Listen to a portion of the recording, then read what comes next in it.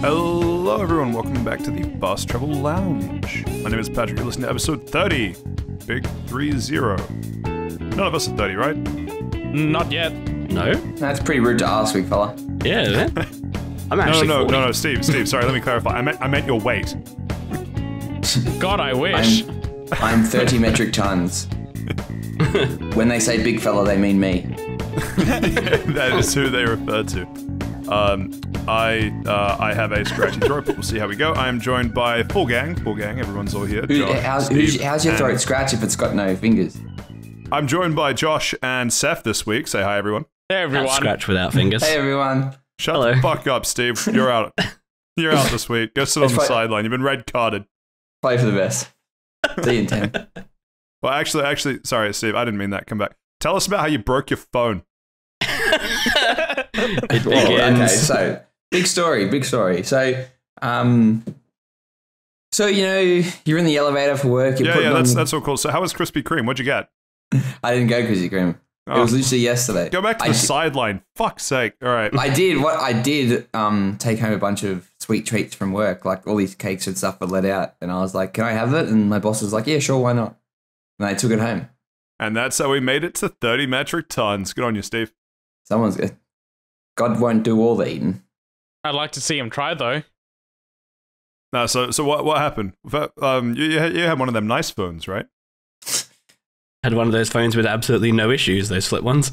Yeah, no, that was really cool. Very good talking points. Made me the life of every party. But yeah, so I was putting on my coat in the elevator, and then I went to rest it on the elevator handle for whatever fucking god-awful reason. The two brain cells in my head thought that was a good idea.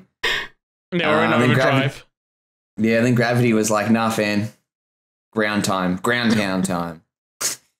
That wouldn't have been a far drop, though, right? Like 30 centimeters? The railing's about like chest height. Okay, that's actually quite high. Yeah, so it probably hit terminal velocities, hit the ground. And I'm like, fuck, here we Broke go. the sound barrier.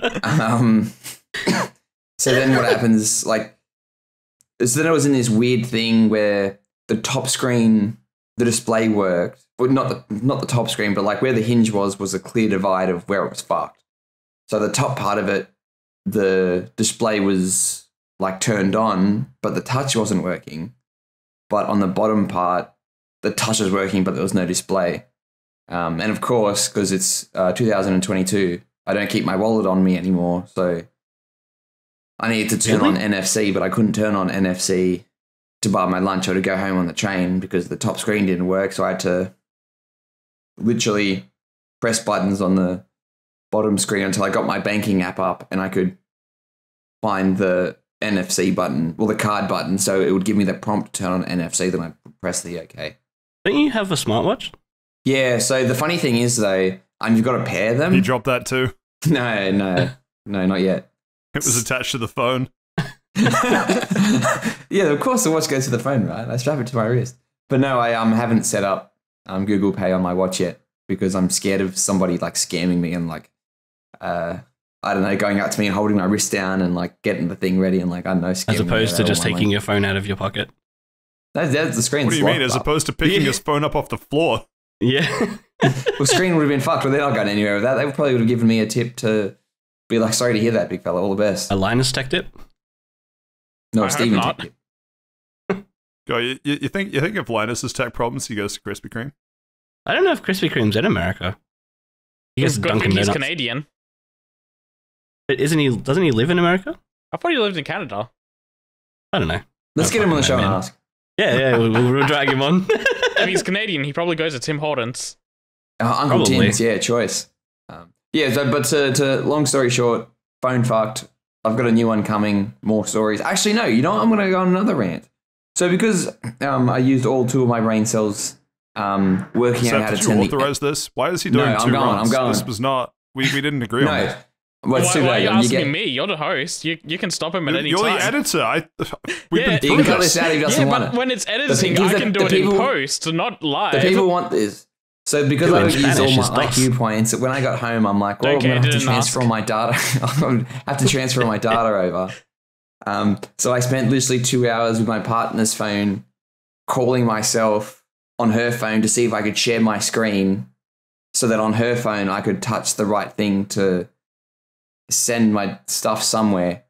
It turns out if you go and like Find My Phone, you can do all that stuff remotely. So I wasted 2 hours of my life.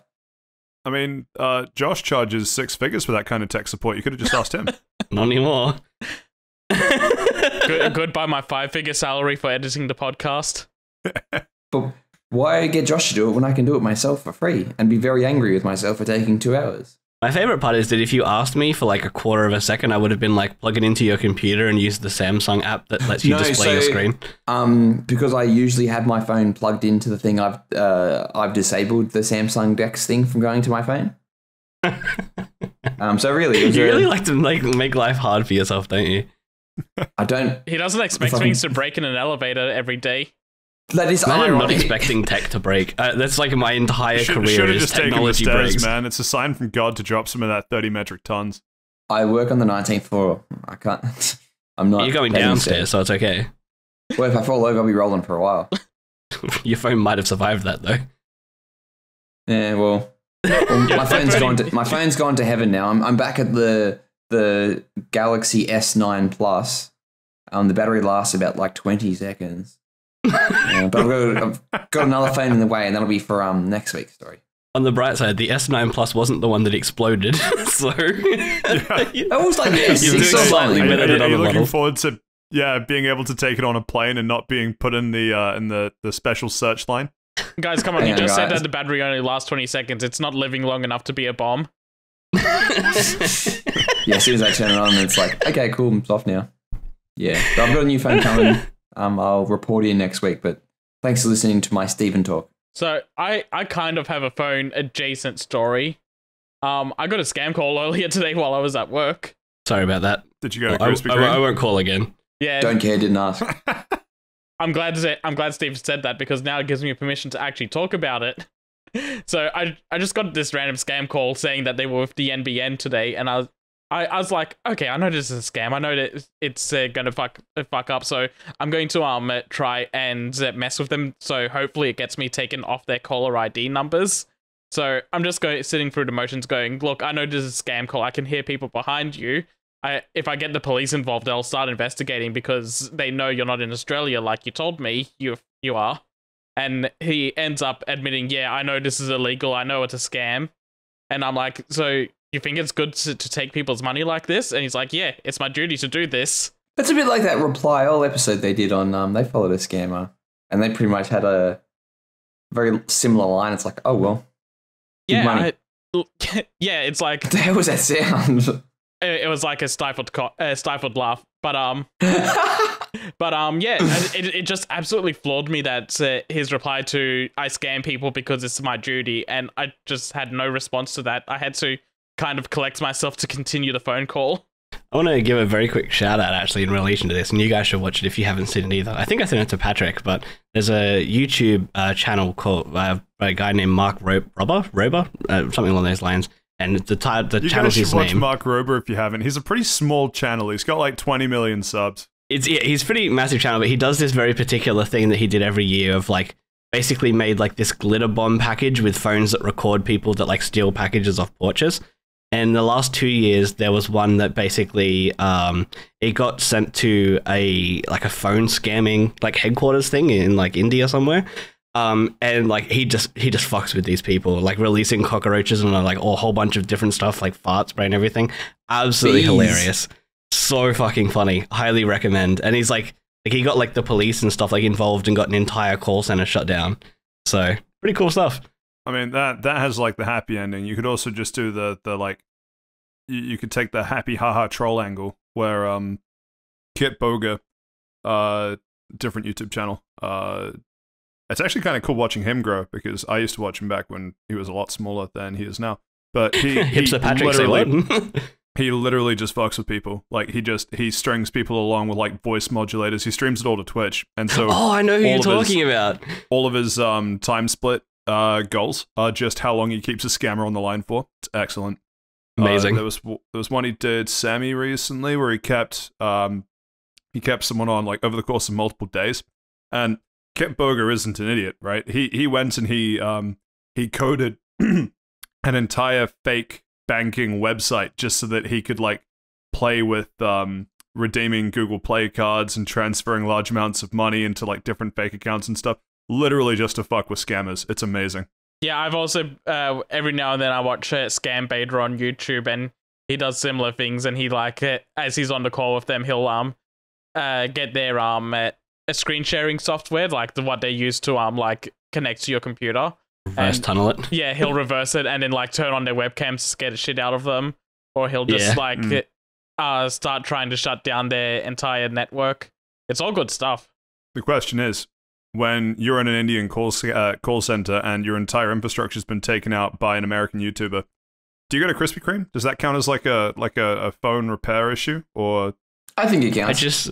I just really want to emphasize the sentence, your whole infrastructure has been taken out by an American YouTuber. That is fucking hilarious to me. Which part's the funny part? The American or the YouTuber? Honestly, just all of it put together. Well, I mean, you know, if the CIA happened to start a YouTube channel, then there'd be a lot of infrastructure that goes down due to American YouTubers. Anyway, getting nice and off topic as we usually do. Into Round the Lounge we go. What's people's week's been like? Josh, an album for us. What have you got? I got nothing, man. We took it off the list because I wasn't prepared. Yeah, well, thought there might have been something kicking around in there. Never mind. That was my mistake for having faith in you. Won't happen again. Saif, what's your week looking like? I watched Multiverse of Madness again because Steve went and watched it. I was like, I'm going to turn this episode into a spoiler caster, and then he shut me down. So besides watching it twice. That's the spoiler cast. It's a shit movie. Besides that, I played a little bit of Dragon's Dogma, so I can give some early impressions on that a little later. Didn't it come out forever ago? How's it an early impression? My early impressions of playing it for 2 hours. Josh, you and long-time listeners of Fast Travel Lounge know that when we review a game recently, chances are good that it came out more than 5 years ago. In fact, Dragon's Dogma is 10 years old. I think the only games we've released like that are vaguely close to their release schedule are like Pokemon games and Forza. And that's like and Elden Ring. Don't forget Elden Ring. Oh yeah, Elden Ring. Yeah, except you were playing it like 2 months after. Hey, not to mention. Eventually. I don't know. We're still kind of waiting on a Pokemon discussion to come out. Well, yeah, but we talked about Diamond and Pearl. I mean, we also have Rise in there. Oh yeah, Rise counts, which releases tomorrow at time of recording. Not Sunbreak, not Rise. Yeah, Are you having a stroke? No, Sunbreak. Not to mention, I think we were one of the first podcasts to cover the absolutely massive, market-shattering title that was Mario Strikers Battle League. I still haven't gone back to that game. There you go. You can give us your impressions on that, seeing as there's no album. That's fine. Steve, what have you been up to this week? Man, what haven't I been up to? He broke a phone. That's what he's been up to. Not dropping your phone? Just crying. So I've been playing No More Heroes. Had my week. So I've been playing No More Heroes, and I finished that. And I played the ROM hack Pokemon Xenoverse. Plus, I watched Marvel Multiverse of Madness. It's on Disney Plus now, isn't it? Yeah, it is. That's why I watched it. Very quickly, is it worth watching even for quote-unquote free on a subscription service? No. Oh, all right. We look forward to that then. Yeah, like I'll be honest. I'm usually a sucker for those Marvel movies. Didn't like it. I think it's a pretty fun movie. You know what? I want Josh to watch it just to like watch him seethe. How long is the movie? There's that scene in the new Batman movie where it's like the Riddler screeching for about like 40 seconds. That's such a good scene. What? It's not a good scene. It's amazing. Yeah, and he yells, fuck, and he yells, it's riddling time right at the end. It sounds like a freaking 4chan green text. What the heck? It is. Multiverse of Madness is a little over 2 hours, by the way, Josh. Oh, I'm not spending 2 hours of my time watching that. Yeah, it gets worse. I guess the more. Anyway, yeah. So that's my week. That's my week. Cool. Anything else you want to add, Josh? Not particularly. I can talk very briefly about Final Fantasy X, a game that came out over 20 years ago. Otherwise, they did those HD remaster things. They did, but that still came out a very long time ago. That was like 9 or 10 years ago. It's not even on Game Pass anymore. I took it. What have you been up to, Pat? It's not even a 4K remaster. What's our lovely host been up to?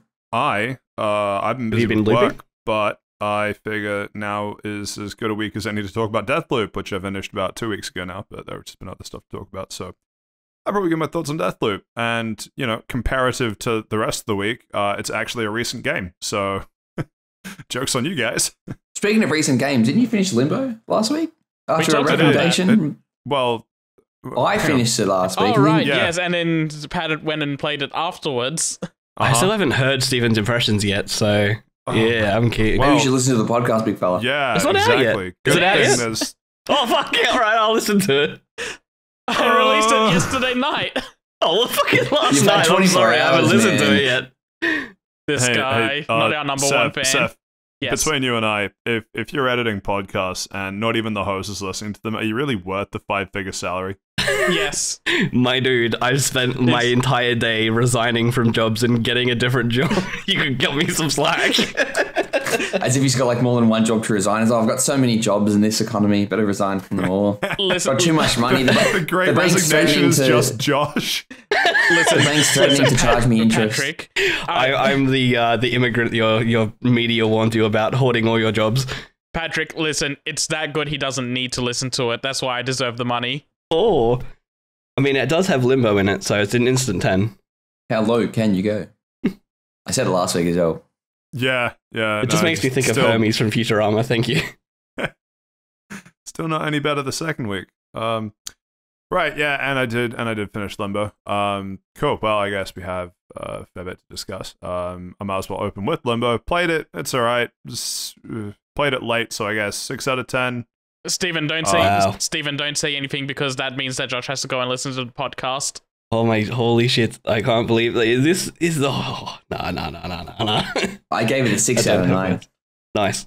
It's a 5 out of 7 I for me. really don't have a huge amount more to add to it. I will say that I want to go back and kick younger me for getting stuck on.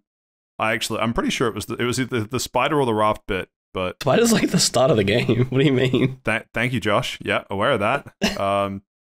Didn't have any issues this time. Only got stuck in one place where I knew what I had to do, and I thought I did it, and it didn't work. So I had to double check with the guide because I couldn't be bothered spending any more time on it. And turns out I did do it right. I just didn't wait long enough to check the results. But Would yeah, you like to thank Microsoft for fine. your Azure certs that have clearly contributed to your victory this time over Limbo? I was going to say weird flex, but the flex is on me. You're welcome. I mean, yeah, I'm slowly assembling the Infinity Gauntlet known as my LinkedIn profile. Doesn't that only have like 5 stones though? How many have you got now? I don't know.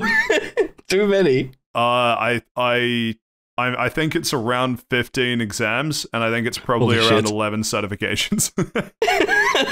So you've got 2 gauntlets and 1 gem spare. I've got 2 gauntlets, and Vision is just following me around, ready to have the Mind Stone peeled out of his forehead. I like the vision that you've got 2 gloves and now you're working on the Balenciagas, you know? Oh my god. What do you mean, bro? The next gem's going into my Prince Albert. Oh, all right. Call it. All right, I'm calling it. Back to video games. You gotta get Girth somehow, huh? And that's a 10. I really don't know how we got here. Why don't we throw it back to Saif, Dragon's Dogma? How's that been? What's it like living 10 years ago? It was a simpler time, right? Harambe was still alive. Life was looking good. God, really is the start of the end. Sorry, go on, Saif. The darkest timeline really is. Yeah, so Dragon's Dogma, since the sequel's announced, I felt it's finally time I go and crack this open. And the beginning of the game's a bit rough. It's a super janky game, but also super lovable. I'm really enjoying the combat system. It's kind of, the only thing I wish it had was a lock-on button, because it's really loose and you just kind of like flail around it, trying to make sure that you hit everything, but you've got like a wide enough reach on all your swings that it doesn't really matter. You manage to hit enemies pretty consistently and pretty well. Once I got to the first encampment area, I started being able to unlock pause combos, which is just like an ace as well for me. It gives a little bit more variety to the combats than just mash the attack button over and over again. The one thing that I really do like is that it has this system where you can grab enemies, big monsters. You'll like grab onto them and start climbing around. The first death that you have to take against the dragon you fight at the very beginning of the game, I died because I grabbed onto its leg trying to climb up it. It flung me up, and then I tried to land onto its back, but instead I just ate shit and landed right on the floor, and I died from fall damage. Eat shit. Yeah, that's such a good mechanic that they did. Like, you can climb like anything. It is. It works super jankily, but it's so fun at the same time.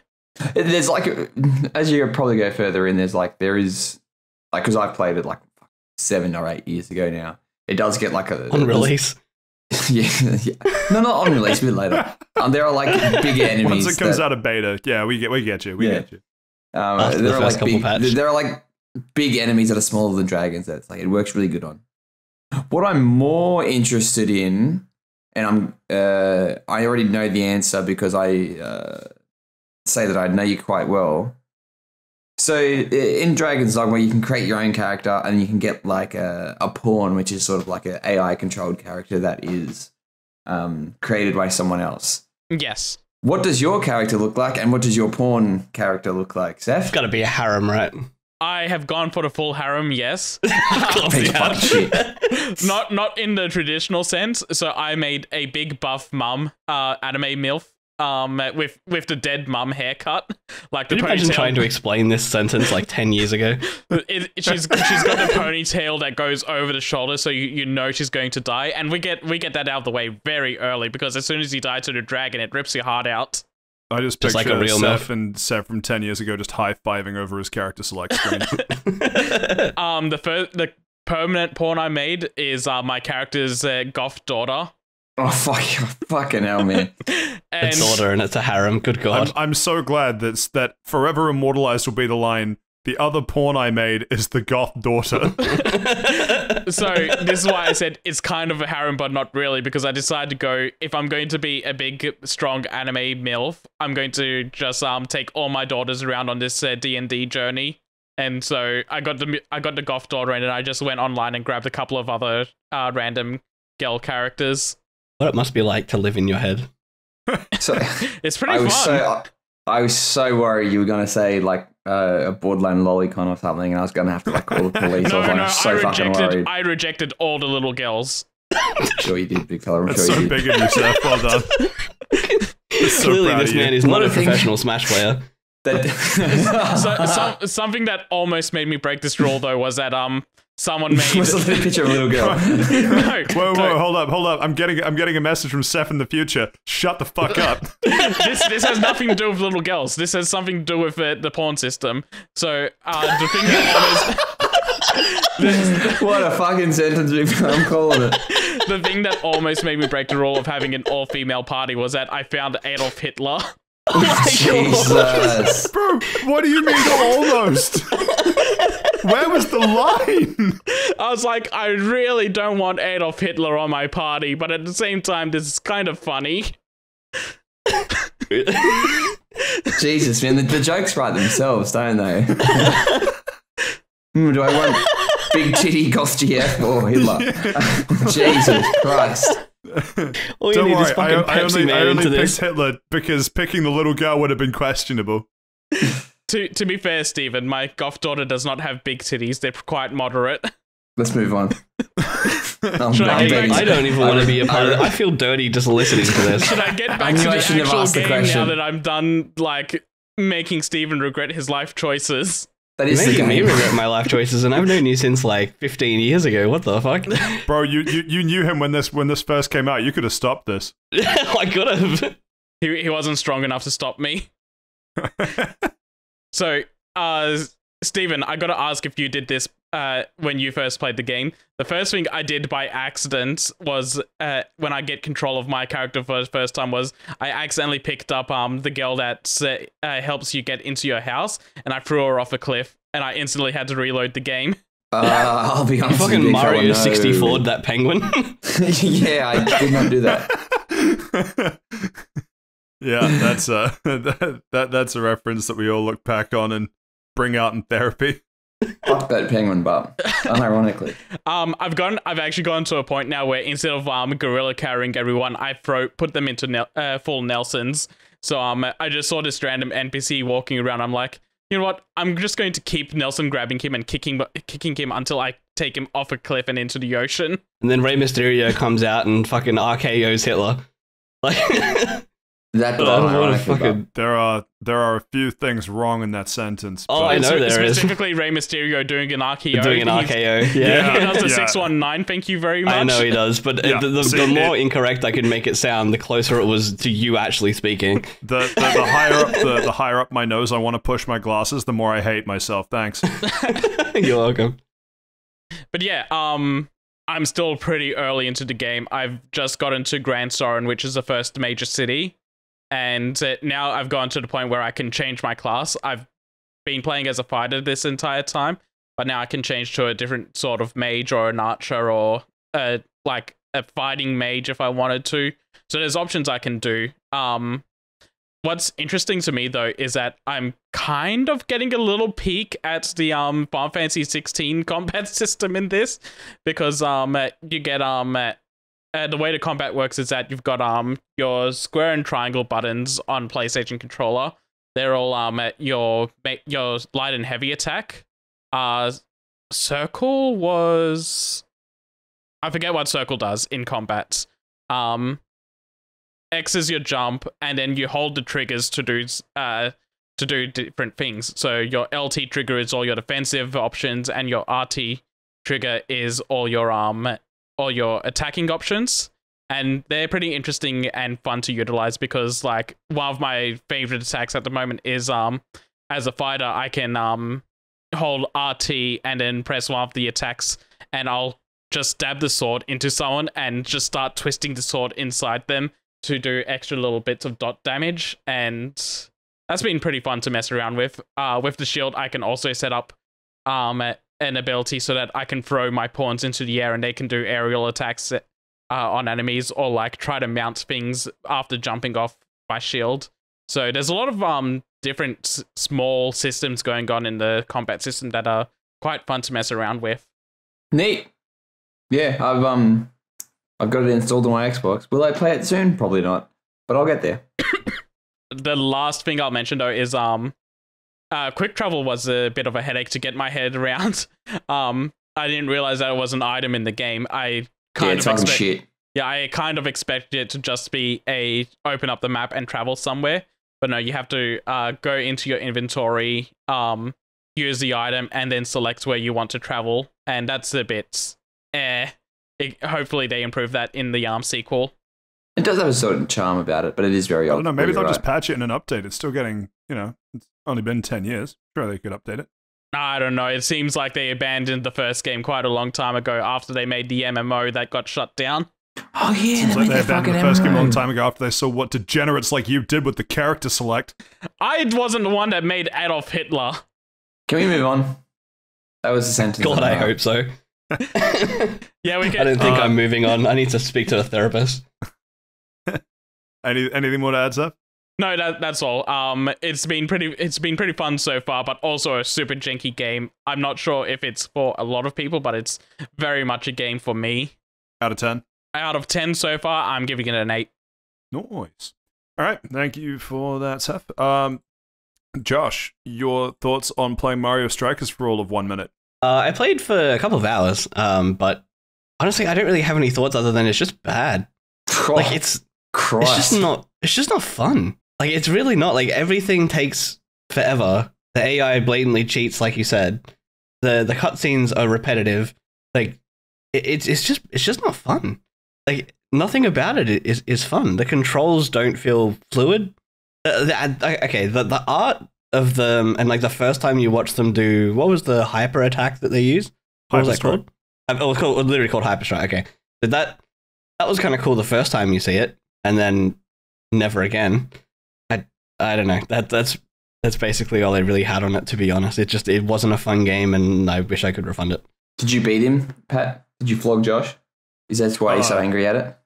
Well, I'm not even angry at it. I'm just disappointed in it. Oh wait, you meant in the game? Oh yeah. No, in real life, you just came to his house and beat the shit out of him. That's what I mean. Not All right, yet. that's a bit of an awkward pause. I think. I think we gotta move on. Sorry. Yeah, Patrick doesn't want to be incriminated live on podcast. No. That'll be a spoilercast episode. Right, thank Yeah, you damn for that, Josh. Quick lightning round of a fucking round the lounge topic. That's cool. I guess I actually do kind of want to see where people are at with Multiverse of Madness, specifically why Saif is wrong about it. So we'll get to that in a sec. But first of all, why don't we hear from Steve about what the fuck Pokemon Xenoverse is? Okay, yeah, cool. So a lot to unpack with this game. So Pokemon First Xenoverse. of all, I gotta ask, why is it just ripping off the Dragon Ball game's name? I don't know. Man, they still fuck. Every time I'd like type in like Xenoverse Pokedex, I just get a fucking bunch of fucking bullshit Dragon Ball Z shit. Yeah, Is that a the great game's game? still living, by the way. They're Yeah, I still know, we did updating it. Xenoverse 2 is, yeah. Yeah, they're bringing out more characters for it as well. It boggles the mind. It's talk about a dead Fucking game. great game, that's why. Yeah, but It's pretty it's been shit. 10 years. It's Yeah. a great game. It's one of the better Dragon Ball Z games that's come out in the last like 10 years. No, it controlled pretty loose and shittily to me.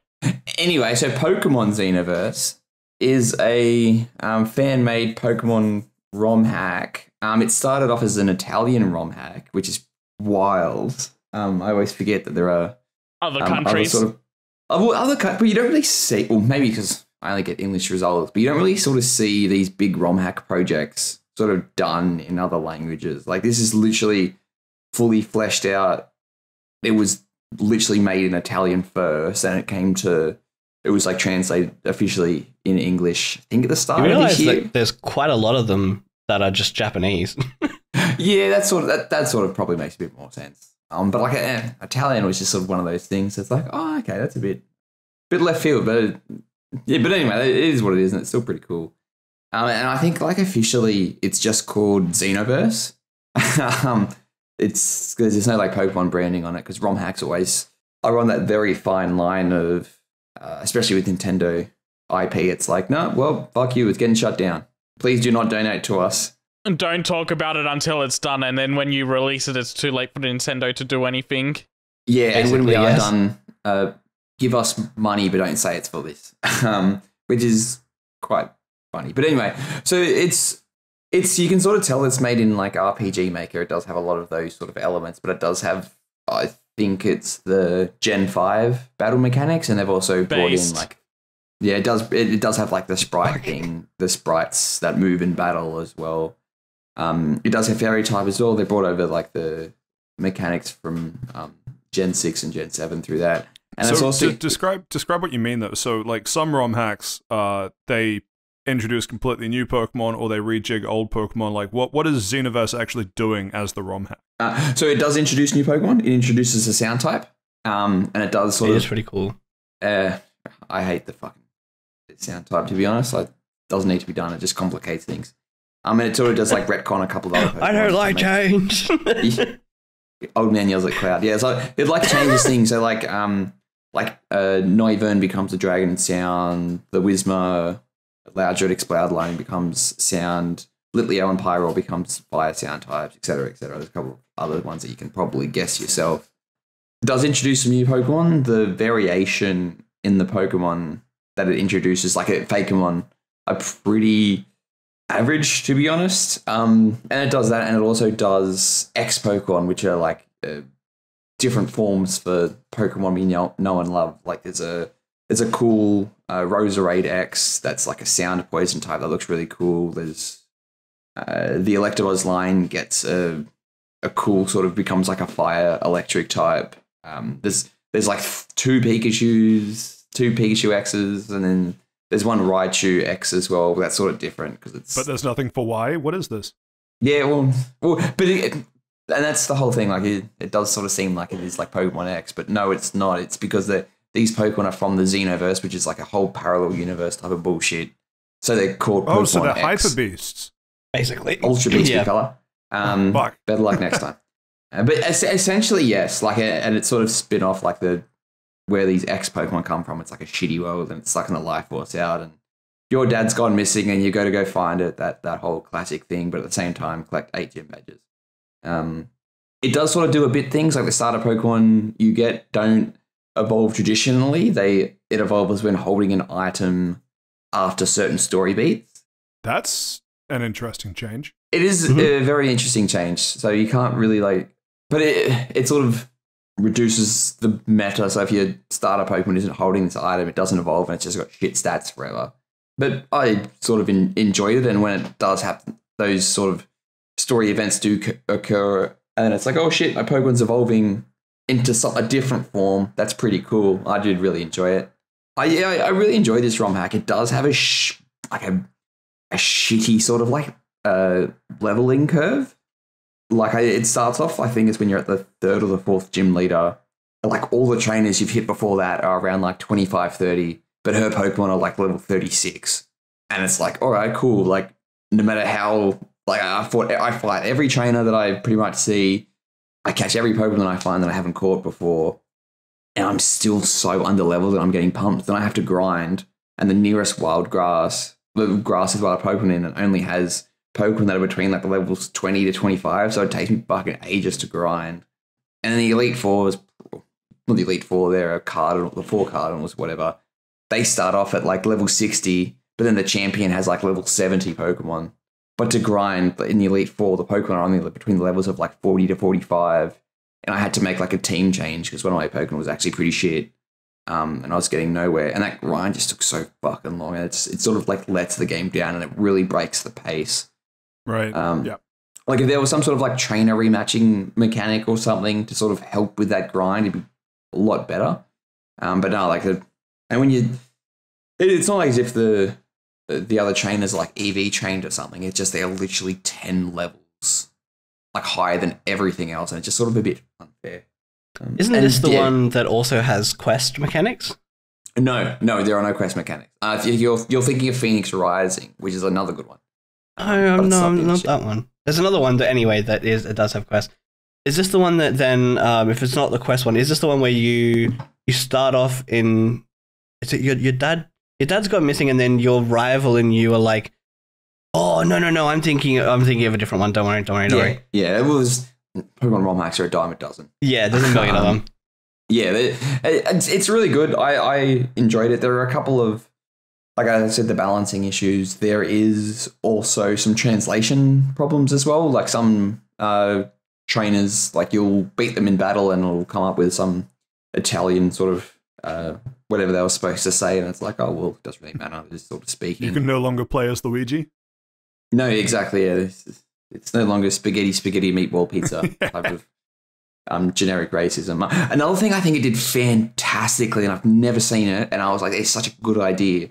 So one of the gym leaders is a musician, and there's a bunch of puzzles in his gym, but the solution to the puzzles, it tells you early on, is like, oh, scan the QR code to go to his Instagram page. And I'm like, cool, I'm going to scan this QR code to see what actually happens. And it does take you to they've actually made an Instagram page for it. Oh, I see. Cool. Like as the musician. Like his gym, yeah. That's actually pretty like cool. And it has like the solution to the puzzles of like how you can like sort of get through the crowd, because really you got to push through the crowd to get with it, because it's like he's doing a That's gig. also such an easy way to farm sponsored Instagram content. Yeah, or I looked at the thing, it's only got like 100 followers or something. It's not that much. I don't think they're getting any ad revenue for it. But I thought that was just so interesting. Yeah, and they sort of did they curated like 8 or 9 posts to make it like a real sort of Instagram thing. I thought it was so interesting and so good. No. So this is going to be like a weird thing to say on the podcast, but the actual account is at Wallace Daddy. Nice. Yeah, and it sort of does give him a bit more like a bit more of a backstory. And I really sort of like that integration with like, and I haven't seen it with like other video games. They probably do exist. I just haven't heard of them, but I thought it was really good and really cool. So do you go into the Xenoverse? Yes. Okay, that makes sense, because the tagline for this is per aspera ad astra, which means through hardships to the stars. Yeah. So that's cool. Yeah. And that's sort of like another theme throughout, like your dad sort of, that's his theme as he was at university or something. It is pretty good. I'm surprised by that Instagram handle, by the way, because I don't think Wallace would ever consider himself a daddy. Well, it's not Gym Leader Wallace like in Hoenn or Champion Wallace. It's a different character. But you know, I really enjoyed this ROM hack. If you're sort of like burnt out from the generic Pokemon formula, or you're sort of wanting a bit different, like some of the Fakemon are this isn't a good design at all. This is pretty shit. Yeah, Fakemon usually have that problem. Yeah, people can't design Pokemon for shit. Yeah, but Pokemon did Uranium you see Regieleki? Terrible Fakemon design. Yeah. When do you hear about, so this is horse Pokemon, right? And it sort of sits on top of this thing with a big head. Yeah. Literally 2 Pokemon, motherfucker. Now, there's this Fakemon called Poltegeist. I don't know if you guys have heard of this one. No, that's a really good one. Fuck you. Yeah, Which one did you say, sorry? Poltegeist is actually one of my favorites. Yeah. Poltegeist is great. Yeah, but anyway, so the only bad thing about Poltegeist, just quickly, is the fact that some of them are fake and some of them are genuine. Oh no, while that's really cool, it's fucking frustrating. Bullshit. Yeah, and you get a shiny real one. That's absolutely fucking horseshit. That's literally a scam with all the marks and whatever they're doing now. But anyway, that's a fucking rant for another time. Yeah, but I really enjoy this sort of Pokemon Xenoverse. If you are, that's why I just stuff a Ghastly into a teapot. You're gonna say Gatling for some reason, like Gatling gun. But yeah, no, I really enjoyed it. I just check it out if you're people interested. Maybe check like the fandom wiki to see what the Pokédex looks like. See if you're interested in any of the Fakemon. But I had a good time with it. All up, how long would you say it was? I mean, obviously you said you had to grind more than other Pokemon games, but like, was it as long with the grind? No, I think it was a bit longer. A bit longer than what you were expected. Like some of the story does go for a bit longer, and there's a bunch of post game stuff that I'm not going to do because it's just collecting legendary. There's also DLC. Then there is DLC. I was about to like fucking troll ask if there was DLC. Yeah, but it's all it's like free DLC. It just comes in. Is there a Battle Frontier? No. There's like a release schedule, but I don't know about Battle Frontier. Yeah, no, there's no Battle Frontier. There's like there is like a battle facility thing you can go to, but. Yeah, it does have some quality of life improvements, like you can track EVs and IVs, and if you really wanted to, I guess you could. But no, I enjoyed it. If you're wanting something new on the Pokemon spin, and check it out, Pokemon Xenoverse. It isn't able to be played on phones though, because it is its own standalone program.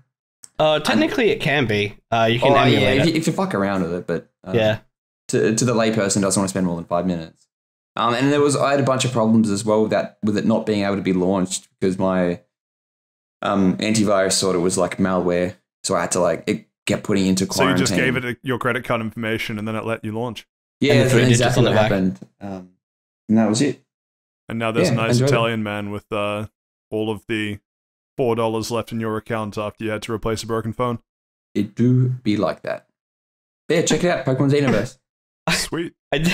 I do want to say very briefly, so I'm just looking at the web page for this, which it's weedleteam.com, where you can download it. There's like a whole bunch of like fact questions and whatnot, and then in the fact it's just when does Xenoverse come out? And the answer is just yes. Yeah, it's out, baby. Yeah, very well done. I respect that. Right, thank you for. I guess. Out of 10, it's a ROM hack. I don't really know. I don't really like rating ROM hacks because it's like based on an existing IP. I don't know, 7. Like it was okay. Pokemon are pretty shit. There's a bit of not as good as Pokemon Unbound. Not as good as Legends Arceus. Pokemon Unbound is excellent. Highly recommend. I've heard it's good. Pokemon Uranium though, that's the goat. What about Pokemon Clover?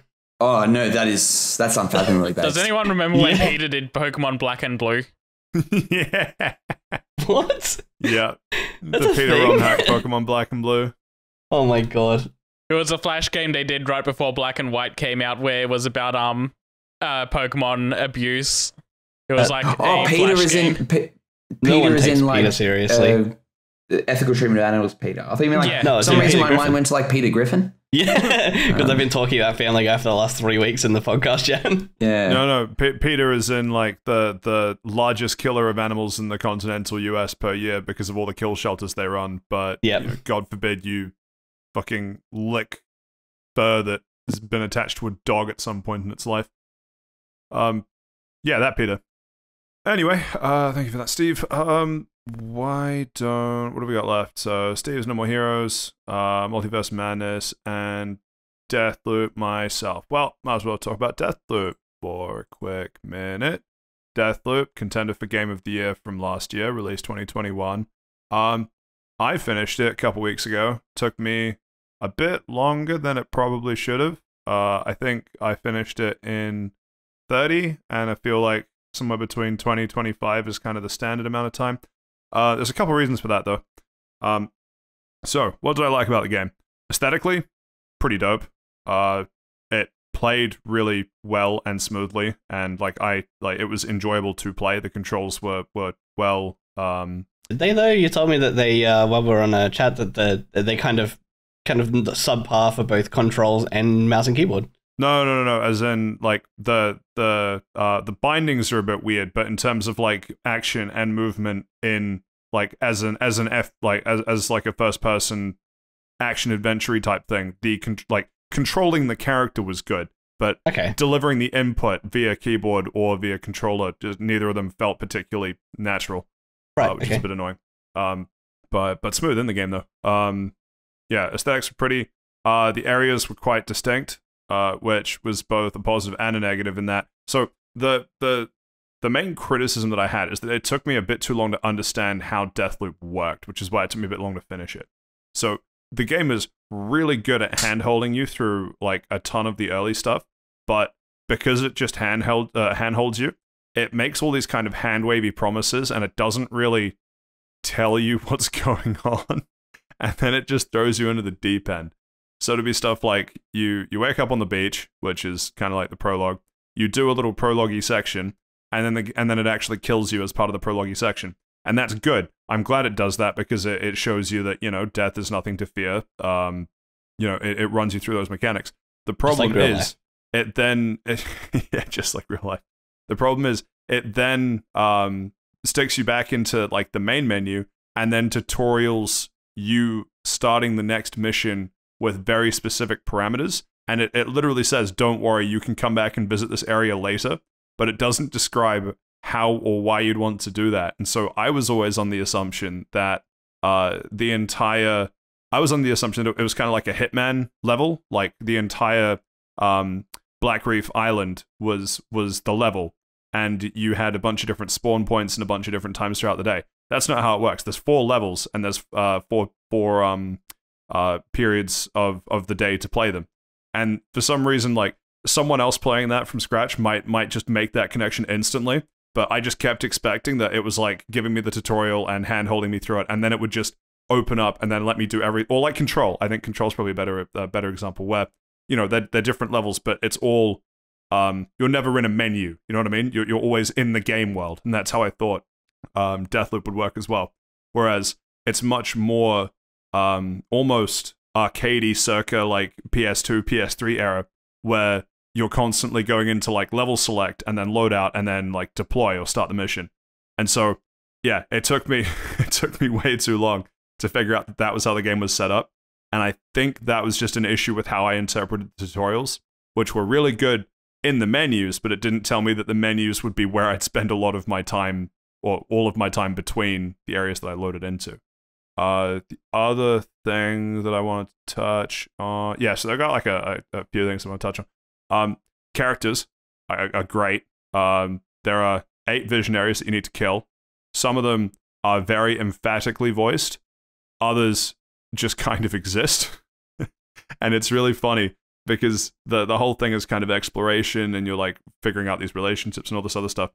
But I suspect they just ran out of time with a couple of them because some of them, they have these real close-knit like relationships where you find like logs between people and they're real chummy and like voice logs and them talking to each other and all this other stuff. And then there'll be one character like Harriet who is basically just a cult leader that her entire function is to just be killed first, and that's it. That's great.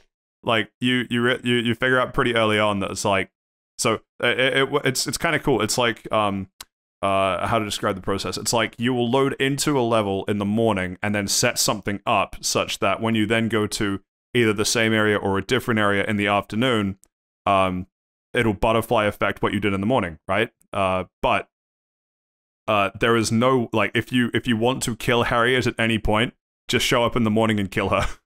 There's no like nuance or like like everyone else is going to this big party, which is this kind of big finale level, like at like late at night in one of the levels, and it's super cool. And a lot of the game is trying to figure out like how to group people together so that, because you only have 4 levels and 4 periods of the day, but Harriet literally just exists to just be the thing that you kill first in every run, and it's kind of sad but kind of funny.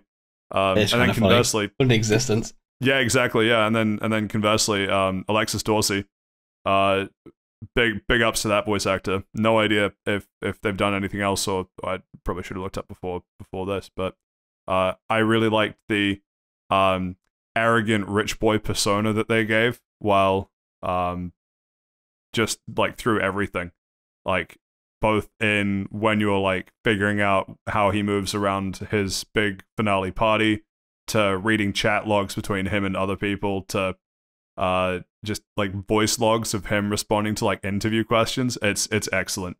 It's like the narcissism of Tony Stark, but like I would say cranked up to 11, which is kind of where Tony Stark lives. So if the dial was like broken broken on the far end, that's the space that Alexis resides in. And it is cool because it's like you load into some levels and you can, like, what's an example? Like, one of the time periods is midday, and you could go to midday and just kill a visionary, or you can go to a different level at midday and then set something up such that the visionary that you didn't kill will be somewhere else later on in the day, and to have that kind of butterfly effect kind of weaving through the different levels is really cool. Which actually reminds me that the other thing that sucked from the menus. So, the tutorial, this is again, this one I want to say is a fault of the tutorial because I only figured this out 20 hours in.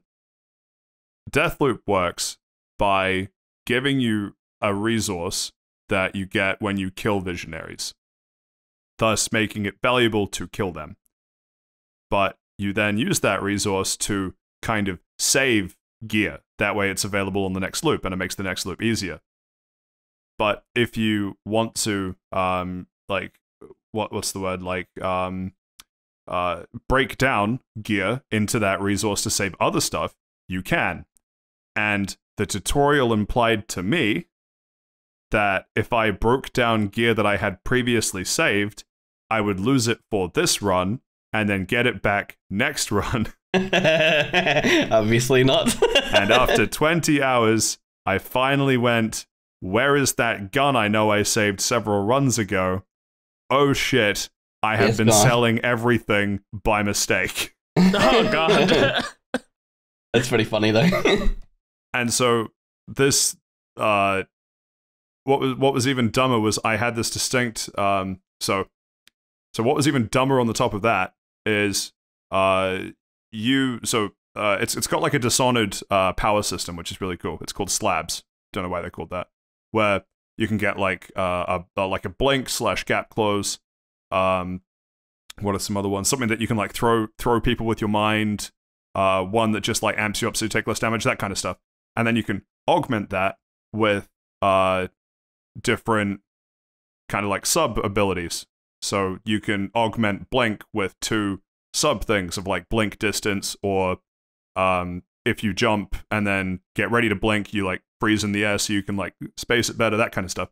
And so what's even dumber with the selling shit is that I went and sold all the slabs and then went, could I have got more of that resource if I sold the augments as well as the slabs, and then went, oh, I'm such an idiot, I could have got even more if I sold the augments.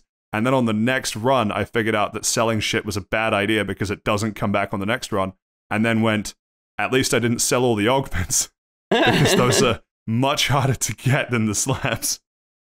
So I think that was just a tutorial clarification thing. It just, yeah, I misinterpreted it badly, clearly, but I never, like, it never was an issue until I started wondering at where all my shit went. Did you have any experience with the multiplayer stuff in there? Nah, I specifically turned that off. Fair enough. Yeah, I couldn't really be bothered. So the multiplayer stuff, it looked kind of interesting, but so the problem, maybe this would have been solved in multiplayer. I'm actually not sure, and it probably would have been good if I'd tested it to check. But the multiplayer thing is that one of the visionaries is called Juliana, right? Like, you are Colt, and a lot of the interaction you have is with one of the visionaries called Juliana, and you guys have previous history, and throughout the game you figure out what that history is, all that stuff.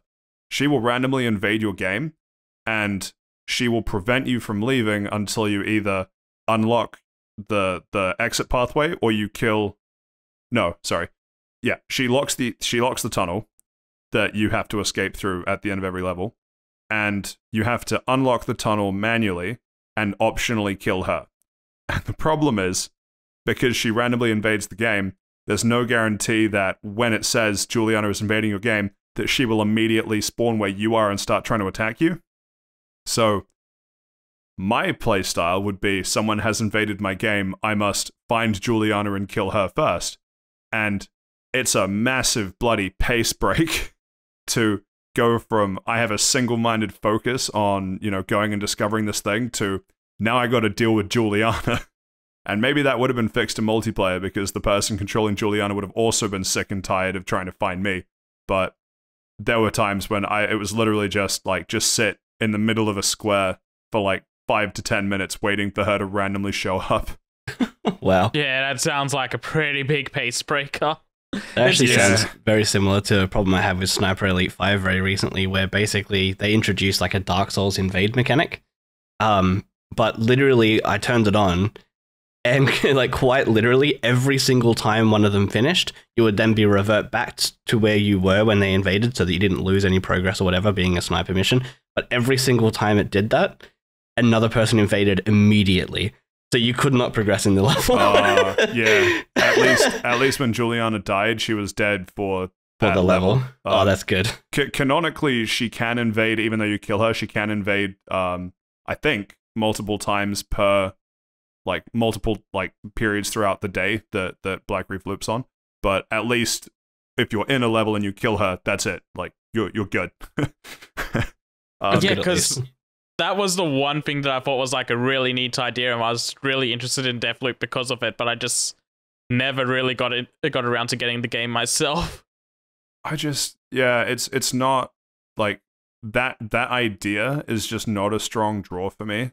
When I play Elden Ring, I don't want the added anxiety of someone will come and fuck with me right when I really don't want someone to come and fuck with me. Yeah, funnily enough is, even though I had that option on in Elden Ring, it only ever happened while I was in co-op sessions, really. People never invaded me while I was on my own. Yeah, well, because the problem too is that if Juliana starts attacking you at the wrong time, it can completely fuck with your flow. And what I mean by that is that so Deathloop has an adaptive difficulty engine, which I think is a really cool idea. But there are just times when you hit an edge case and it's just the fucking worst. Where if you do really well on levels, it will make the AI smarter. They'll shoot more accurately, they will respond faster, they will know where you are faster, all that sort of stuff. The problem is that if you have been doing well on levels and then Juliana invades, you now have to deal with Juliana and smarter AI. Which sucks, because Juliana shooting at you will alert, just from the noise, other AI to be like, oh, there's something interesting going on. And so then it's not just Juliana, it's a fucking mob. And then you die. And then the run's over. Yeah, so that, great, but double-edged sword. Final thing that I want to talk about is the amazing OP ending, right? Well, that's going to be the final thing. But so weapons can come with augments, or weapons have a rarity system. I'll put it that way. Weapons have a rarity system. I was lucky enough to find an SMG that rolled with a silencer or a suppressor attached to it, which is great, because then I just stuck every accuracy mod I had on it and reduced bullet drop and everything, and then I had a silent sniper rifle. Oh, Jesus. The true SMG experience. Yeah, and what's great is that you can actually, if you get headshots, you can actually just shoot people that are standing talking to other people, and you can either drop everyone in the room, or as soon as they turn around, drop them, and no one's the wiser. And the funny thing with that is that canonically in the story, Colt is trying to break the loop, and Juliana tells everyone Colt is trying to break the loop. So when people randomly start dying, all the AI says is, that better not be Colt. And it's like, bro, who's it gonna be? This is the 50th body in this level. Who else are you expecting at this point? But the suppressed SMG definitely made the game a lot easier than it otherwise needed to be, because sound is a massive component to whether or not people hear you. And I ended up using that to get the achievement of running through an entire day, killing every visionary without killing any non-visionary. So it was like a semi-pacifist run, because I was able to just snipe them with silenced SMGs. And then the ending. So the ending, you kill all 8 visionaries. You go to this big ending finale. I don't think it's a spoiler to say that the ending of the game is a showdown between you and Juliana. The game makes it pretty clear that that was going to happen from early on. And so I get there, and I let the cutscene play out. And then the credits roll, and I went, huh, okay. I don't understand what happened there. And so I went and looked up, like, hey, is this actually the ending of Deathloop? That ending was kind of shit. And Deathloop goes, no, we have 3 endings. You picked you had the quote-unquote good ending when you didn't do anything in the final cutscene. And I went, oh, which is funny because I literally was in the thing going, you were literally saying like, oh, I can't move the mouse, I can't do anything. And then afterwards, oh, I could have done something. Yeah, well, like that's what I thought it was. Like I tried wiggling the mouse when Colt was walking, and nothing changed. And so when Colt stopped walking and was in the final room with Juliana, that was when I technically had control again while the cutscene was playing. But I didn't realize that. And just waited, going, oh, I wish I could do something here. Yeah, exactly. Yeah. So jokes on me for not wiggling the mouse. But I had that ending. That ending was kind of shit, so I went, all right, well, I might as well try and get the semi-pacifist achievement and then see what the other ending was. So, did the semi-pacifist ending, killed everyone, but only the people that you're supposed to kill, and everyone else was still alive and all that. Then got to the same end scene and went, all right, I'm not going to screw this up. I'm going to kill Juliana. and so I was wiggling the mouse and clicking like crazy. And so you enter this big room, and Juliana's at the end of this room. And that was also like, hilarious, Colt. Actually. She's like, Colt, you finally made... And then as soon as I had control, the silenced full accuracy modded suppressed SMG fucking headshots it from across the room. Which is hilarious because the ending cutscene that he was like waiting and going, I wish I could do something. It was like a 5-minute long thing of like them discussing and having like this back and forth. They both have a sit down, like they're both like talking out. This is like the big showdown, right? The big like battle of the minds. And he skipped all of that by shooting her in the head. She literally is just like, I see that you've made, and she doesn't even finish the sentence. She's just a corpse on the ground. Fucking hilarious, honestly. And then there's a third ending, which also looked like shit, honestly. Yeah, well, the third ending was in between the two. The third ending, I'm not going to spoil what the third ending was, but good ending was you didn't kill Juliana. Bad ending was you did kill Juliana, and then there's an ending in between those two. But seeing the good and the bad ending, you just cripple her. Both were what? You just cripple her. No, if it's in between being alive and I think dead. the game's been out long enough. Quite literally, you kill her and then kill yourself. No, that's the good or bad ending, because that's the one that no survivors. Yeah, the no survivors run is the thing that breaks it. But no, the final ending is you kill her and then just sit in the chair and loop anyway. Oh, that's right. Yeah, you loop anyway and do it all again to kill her again. Yeah. But yeah, I had a lot of fun. There are definitely a couple, they're not really issues, but just quirks that would have been better if they were tweaked slightly. Like, I didn't mention it, but like that slab thing. You only get to carry 2 of them, and you can't really swap loadouts in the middle of a level. So if you find something that works, it's really, really hard to try anything else, because you stick to what works.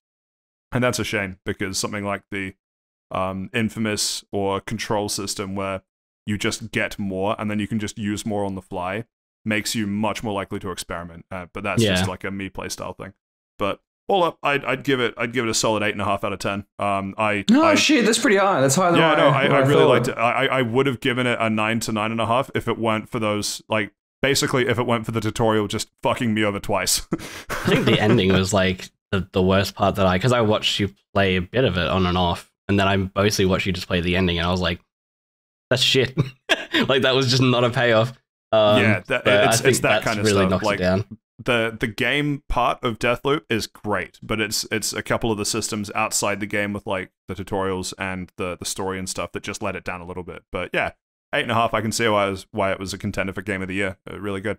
I also want to mention very, very briefly, because I think it's hilarious, and this raised it quite high in my bar. The amount of times I watch Patrick stand there invisible and then just AI randomly stumble upon him and him going, no, no, no, no, no, no, no, no, no. They just walk slowly towards him.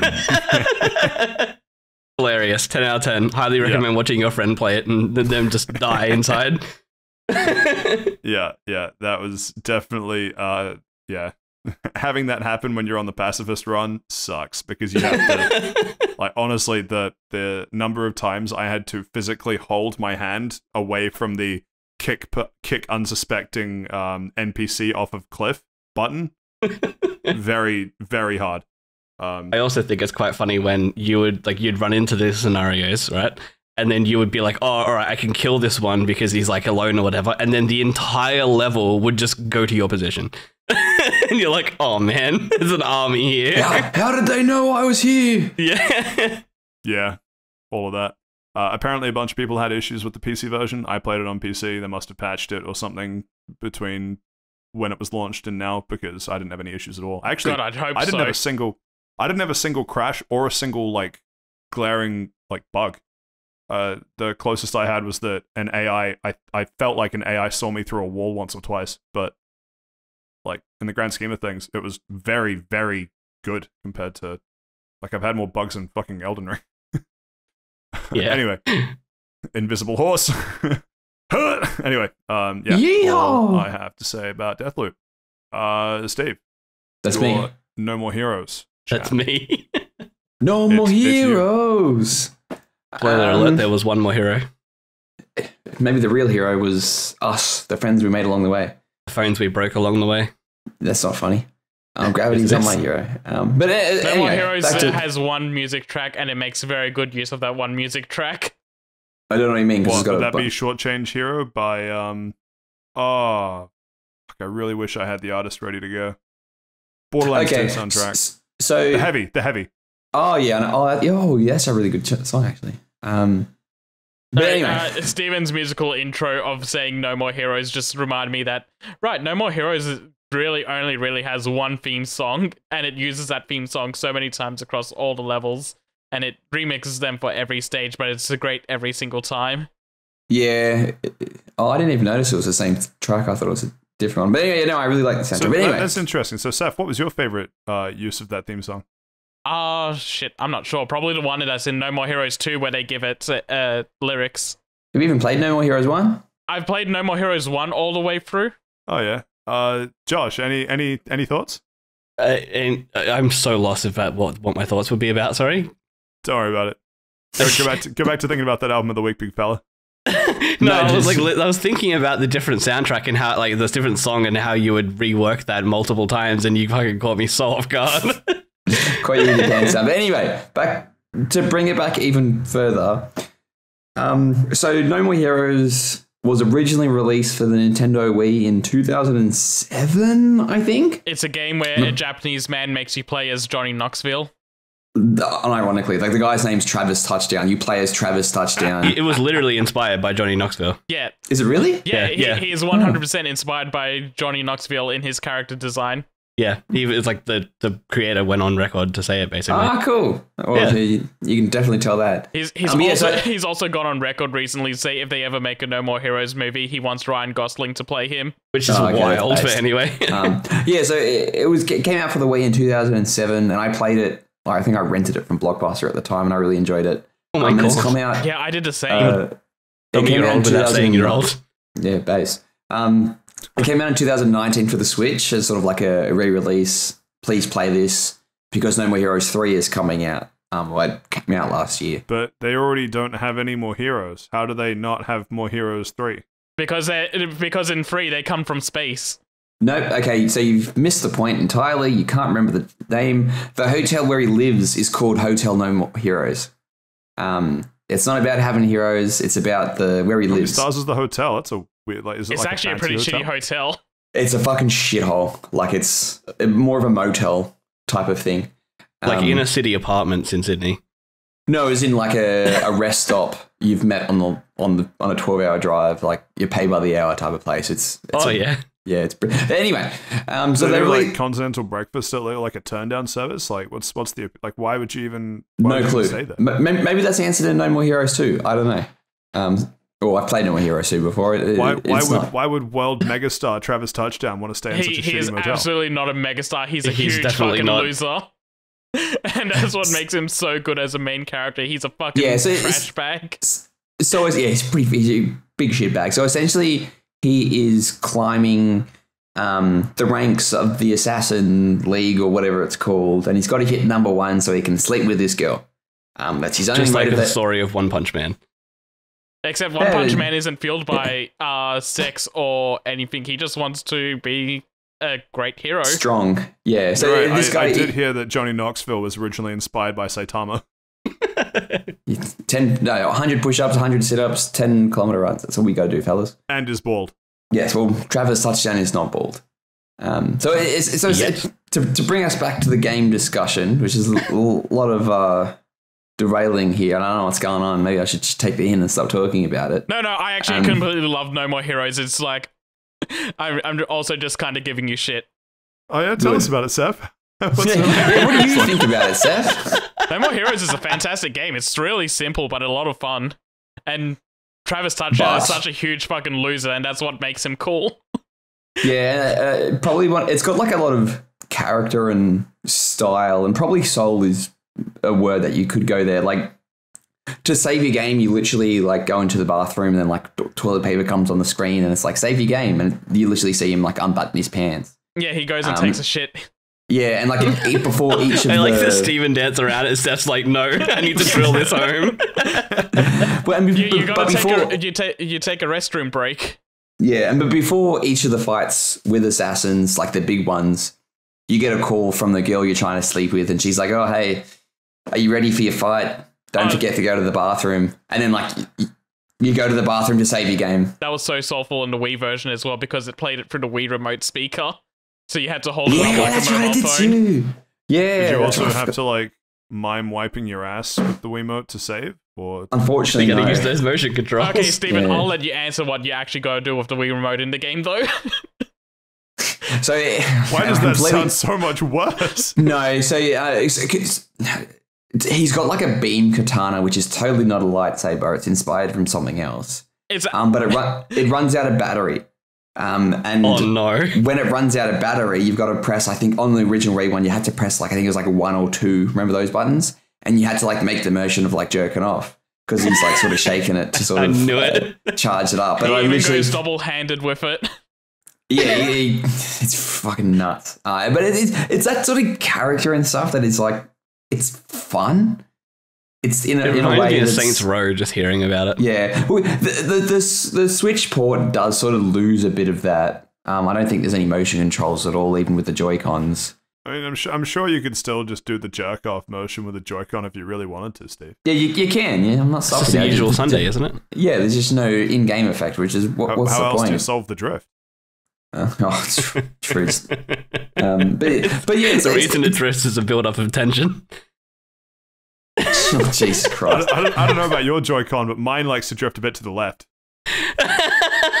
My Joy-Con hands a bit lower than a nunchuck. But it's essentially to bring us back to the game and to not talk about penises for 3 seconds. Oh no, there's no more heroes. Falling more penises. apart and talking about penises is kind of the MO for this game. Yeah, it does it a lot. But it's like a hack and slash. Like you go through like sort of a course, and then there's sort of like a big over the top boss, and then sort of that's it. And then you've got to earn a bunch of money by like mowing lawns or doing like weird side jobs to pay for your next fight, and then like so on and so on and so on. The fights are really good. The stages are really cool and dynamic, even if they are sort of a bit samey towards the end. But those sort of in between the stages where you've got to, it's like a sort of like an, for lack of a better word, it's sort of like an open world where it's sort of like you're going to explore the city, whatever it's called, Santa Killer or whatever it's called, Santa Destroy, I think it's called actually. Yeah, Santa Destroy.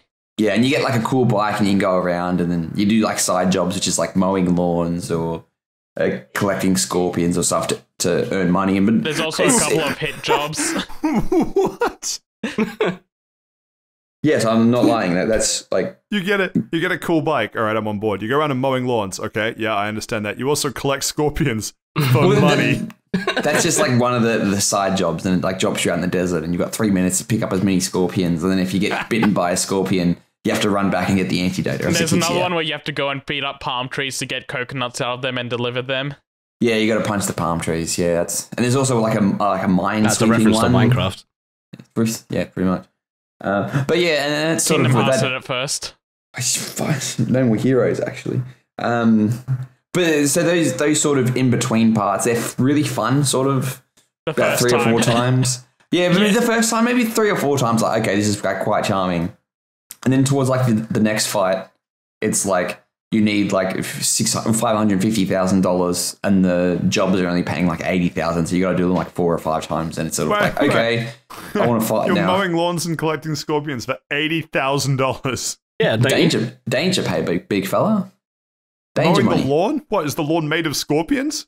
You might mow a scorpion. You got 3 minutes to do it, and it's a hard job. You get them on the big jobs as well. Yeah, it's hard to control, especially with those Joy-Cons. There's no motion control. Can't hold it like a steering wheel. But yeah, like the writing in this is like really funny as well. The ending is like pants on head retarded. To spoil a game, it's literally like it turns out the girl you're trying to sleep with is your long lost twin brother's wife. Wild. Which and then like it turns out your long lost twin brother is like this Irish or Scottish or something. Irish, and I'm just pretty sort of sure, yeah. Irish, yeah. He's got like this thick accent, and Travis is like, "You're not my brother, fuck off." He's like, "No, where are we? Actually twin brothers." This is also great because it's a post-credit scene or like a mid-credit scene, and they literally they literally admit they're throwing it in there just to do a last-minute twist to the story. Yeah, it's pretty funny. And it's a pretty short game. I think it like took me like 10 hours. And I think I picked it up on sale from a Nintendo eShop sale for like it's not expensive to start with. Yeah, it's like $30, I think. Australian. Yeah, it is a re-release, so it's only $30. And it's quite good. It's got a nice cel-shaded art style. The soundtrack is pretty good. It does get a bit repetitive after a bit, depending on the longer courses. The action is pretty cool. How Travis enters every level, like he sort of flicks the beam katana, and then it's like you got to press a button to sort of activate it. And as the levels go on, you can like upgrade your katana, and it sort of goes from a sword to sort of like a weird 6-pronged fucking club to like a katana, and it's pretty sick. Yeah, it's got a lot of style. I recommend it. I'd probably give it 7 out of 10, only because towards the end of it does get a bit sort of grindy, and I fucking hate that grind. But if they took that grind out, it'd probably only be a 6-hour game. God, it'd probably be even shorter than that. It'd probably be like 4 hours if they took out all the like in-between level stuff. That's true, actually. That's true. But yeah, No More Heroes, check it out. I do have number 2 as well, and number 3 is coming to the...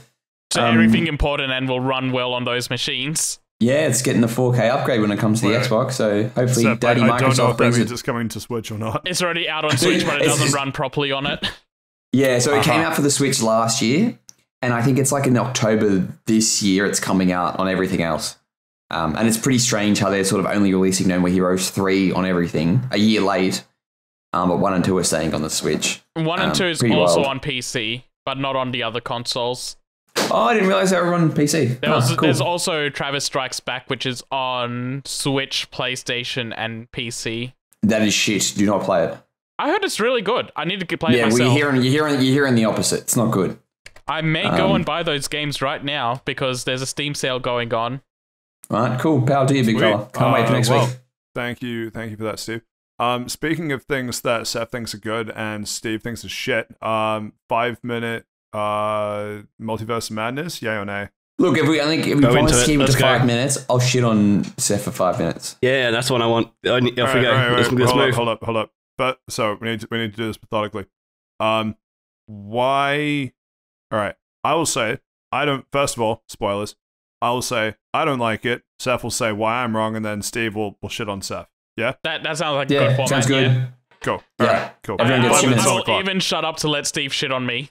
I just get to sit here looking pretty. This is an audio medium. Yeah, I know. That's why I look pretty.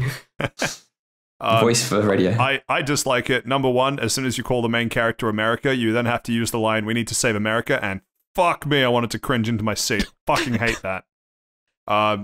Number two, I really, like, by halfway through the film, they made it clear these are what the stakes are, and Jesus Christ, I swear, if Wanda had just sent an email being like, "Hey, could you just stick me in the dimension with my kids," rather than needing to try and, like, siphon the powers of a minority teenager, that film would not have needed to exist. Point three, there's just this weirdly high body count, but it's fine because it takes place in an alternate dimension where Wanda just goes and kills the Illuminati, and I really don't know how to feel about that. Problem point four, they talk about the Multiverse of Madness, where they randomly, like, wildly trip through a bunch of universes, and then just go, here's one that looks like we could pad the runtime of the film out for 40 minutes, let's just stay in this one. Where they talk about how in Universe Doctor Strange went nuts and had to be put down, and then this guy joins and everyone's like, oh, we fear this man, we better put him in handcuffs in a special box. And then later on they're like, oh, actually, maybe we were mistaken, you can come out of the box to help us fight, and by that point Wanda's already removed everyone's spines. Like, fucking pick one, Jesus Christ. I don't understand why this all had to take place. Though. They're literally standing there to go, we're going to kill you. Fine, but then it was very clear that he would have to get away to help them fight, right? That's the entire back and forth with whoever was left on the Illuminati.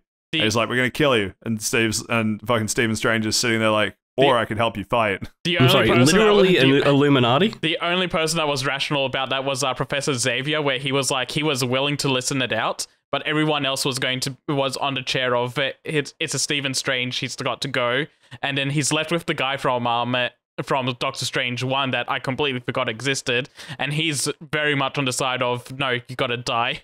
So Strange doesn't even really get away to help with the Illuminati situation. He just gets out long enough after tricking the one person so he can go and rescue America.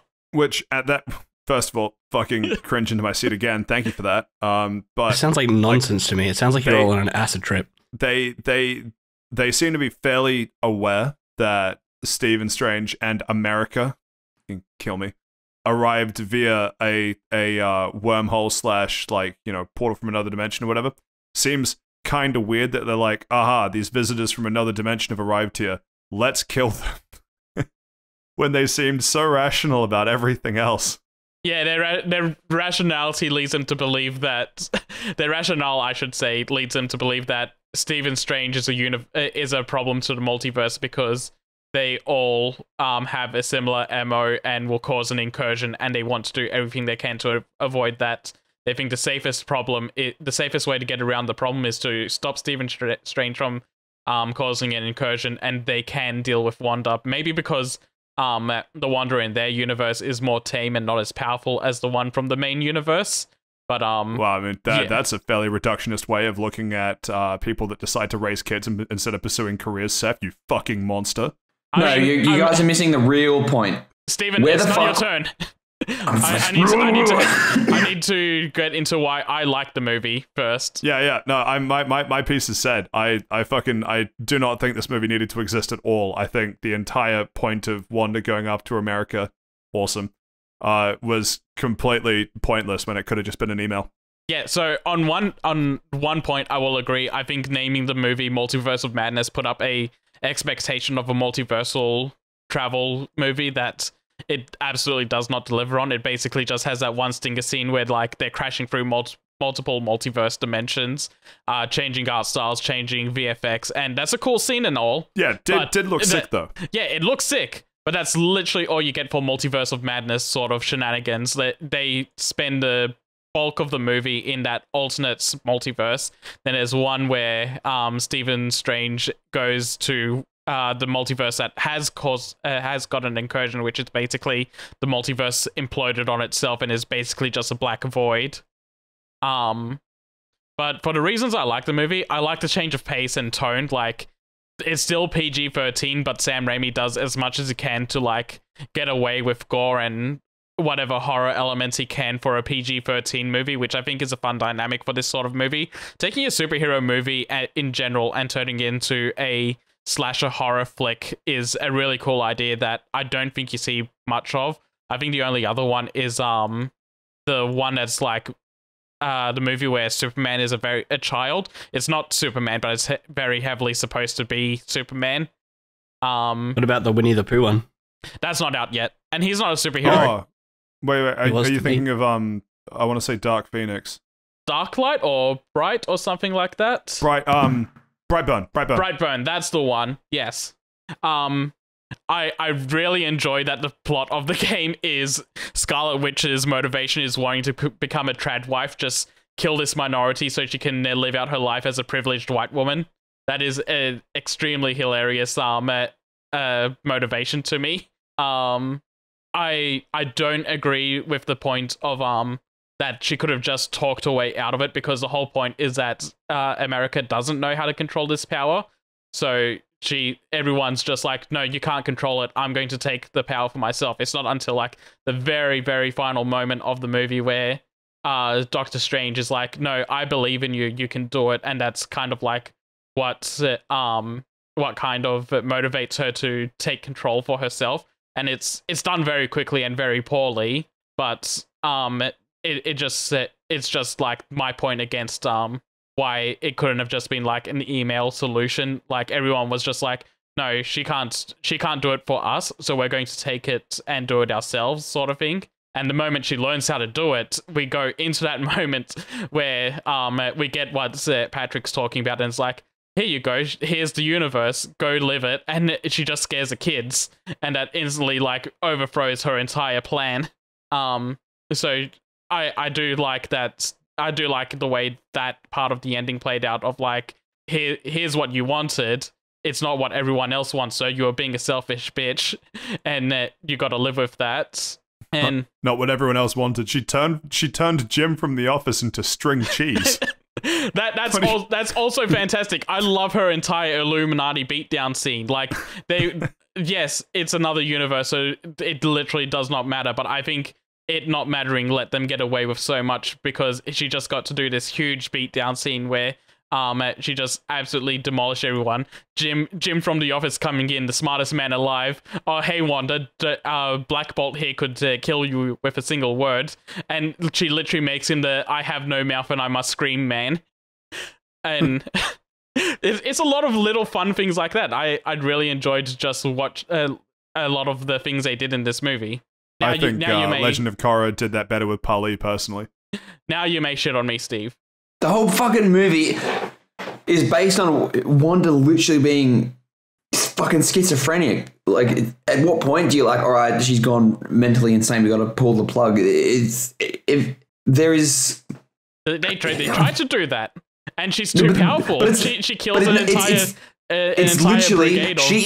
She invented the kids she's fighting. She invented them. It's, in any sense of the word, she literally was like, well... me and Vision are going to have kids, but Vision's dead, so I'm just going to invent Vision, and then we're going to have kids, but I'm not allowed to have them. Vision, yes, but in this and movie, the whole thing was like her getting over, like, oh, it's not real, I got to move on. And this whole movie was like, you know what?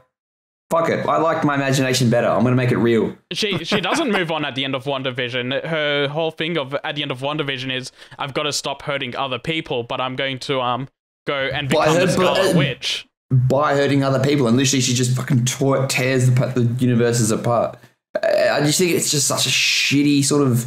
It really dehumanizes the character to the point where it's like, well, no, I've had the idea of these kids given to me, and I don't care what else I have to do for it. And I just thought it was just anger for the sake of anger. At no point of the movie is Vision referenced. What would Vision have said? He literally would have fucking lasered her in the... And in all the parallel universes, How do the kids exist? Who's the dad? Is it Vision? Does Wanda have powers in the other universes? Why doesn't she fight back? There's just so many like weird questions. Like I just think it just seems like it was just lazy writing. And blah blah blah. She could have done it. Blah blah blah. The movie doesn't explain it properly. A lot of it has to do with the book that she has, The Darkhold. They do a lot to say this book itself is a dark magical relic that corrupts the mind of the people. So it's literally just Wanda's not right in the head. She now knows for sure that her kids exist out in the multiverse. It doesn't matter how they exist. It's just the fact that they do exist, and she wants that happy family life. So she's going to do what she can to do it, and she's got the power to try and make that happen. No, that sounds so dumb. It's fucking dumb, man. Don't watch it. It's like, comic shit. Of course it's dumb.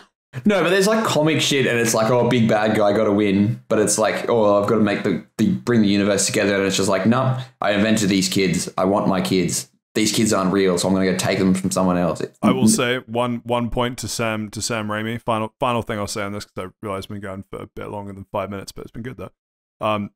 My cinema did in fact pop off when Sonic the Hedgehog showed up as part of the Illuminati. Did anyone else's cinema pop off? Mine popped off when it was Morbius. Oh yeah, cool. Steve, my favorite, yours pop off? It was when Wanda said it's multiverse time for me. I was watching it at home and literally just started screaming. Screaming in anger, I'm sure. People upstairs when she yelled, it's stereo vision time. Give me those fucking kids! And then you had to pull out those little red and blue 3D glasses from back in the day. Bring them back. Nintendo 3DS perfected it. We don't Sounding need it like anymore. Saif building his fucking Dragon Dogma team. They're all of age. I did like John Krasinski. I did like him. We need more. Who is he in there? Reed Richards, Mr. Fantastic. The stretchy guy from the Fantastic Four. Does Mr. Fantastic just stop and stare at the camera and start like fucking laughing and shit? I wish. That was his. Yeah, that was his. It almost happens. Good God. This movie just sounds worse the more you talk. I'm 0 out of 10. Yeah, that's my rating. I'd say it's like a 3. Yeah, three from me. I think I said I gave it an 8, and I'm sticking with that. I think it's a solid 8. 8. Yeah, it's an average of 0, 3, 3, and 8. Hold on, let me get the calculator. What do you mean? That's 14 over 4. It's like just under 14 over 30, big fella. What? Are you like averaging it out? Can we move on? I get the feeling I'm going to be called out for shitty math. Can we move on? It's an average score of 3.5. Based. There you go. Also known as based on being a shit movie. Anyway. Yeah, I was like 14 over 4 sounds great. And then Steven threw some weird fucking equation at me and I was so lost. I mean, to be fair, if it was 14 over 30, that'd be a score of just under 0.5 out of 10. I'd be okay with that. Based.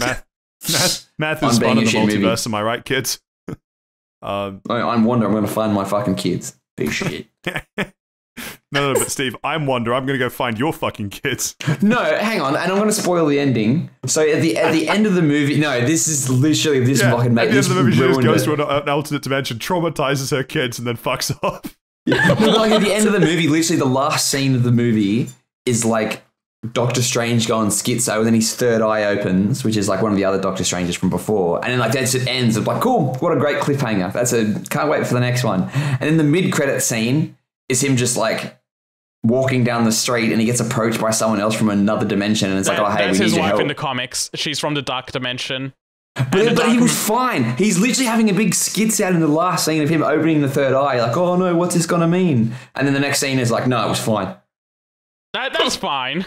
It's not for a mid-credit scene. It literally loses the entire momentum. Like there was no cliffhanger. It's like, oh, we obviously know it's fine. I went mental. I think it's fine. I've said my piece. Let's go.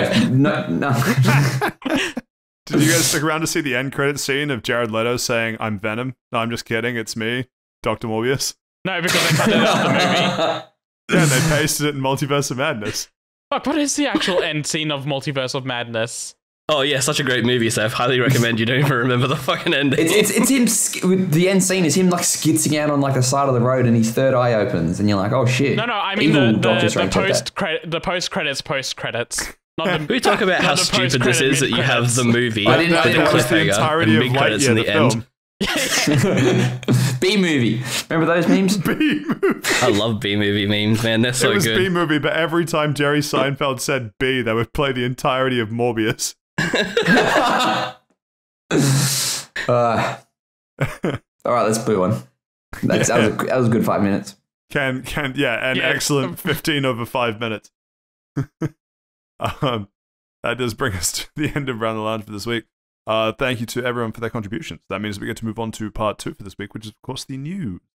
Starting off with a Nintendo Direct we'll get to in a sec, because what we're actually going to start with, boom, roasted.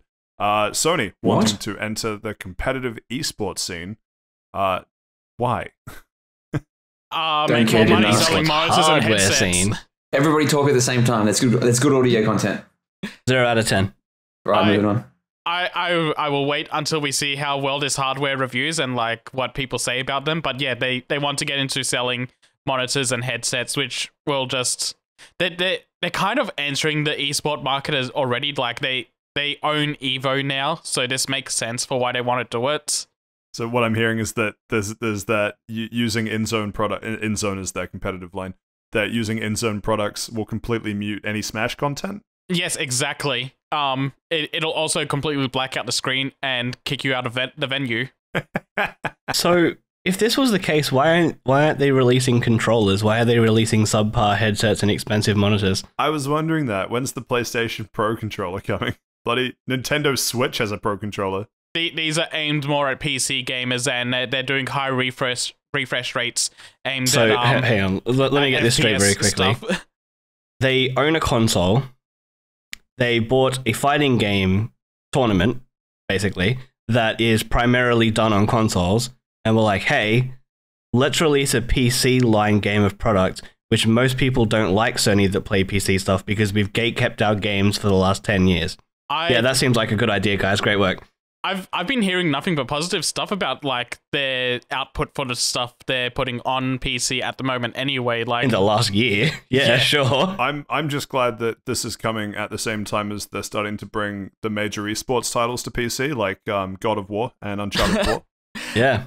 I can really see how they're all bringing this together, which is a great marketing strategy. But yeah, the point, it's also, this isn't like the PlayStation brand doing this. This is Sony Electronics, so like this is a whole other branch of Sony doing it. I don't know why they're not partnering with PlayStation to do it, since that is their major gaming brand.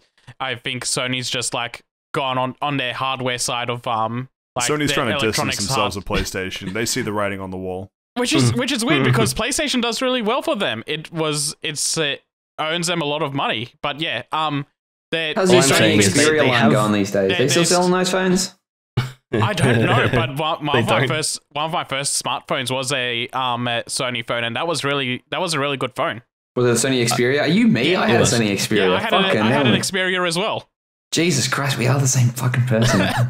No, we have very vastly differing opinions. Especially that multiverse of hardware that I want from Sony. What do you mean? You both thought that Multiverse of Madness was shit. No, I thought it was good. You both thought it was shit. No. Shit, maybe Steve and I are the same people. No shit, I knew it. Getting back to the article for a second, they're going to do a 4K 144 hertz monitor. They're also going to do a cheaper 1080p 240 hertz monitor.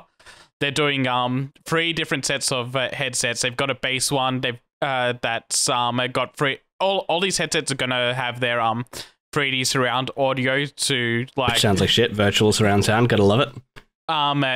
They're going to have like the baseline model. There's going to be a premium one, and there's going to be a cheaper wired headset.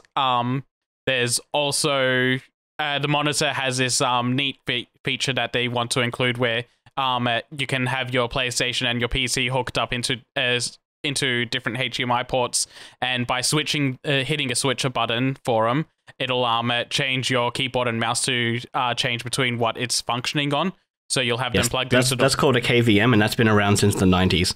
Okay, I didn't know that, but yeah. Nah, fuck you, Sony. I hope you're listening to this. Either give me an OLED monitor or give me an OLED PSP, like a new one. That's all I want from you. PSP. It's called the Pleistation Vita. Yes, but give me another one.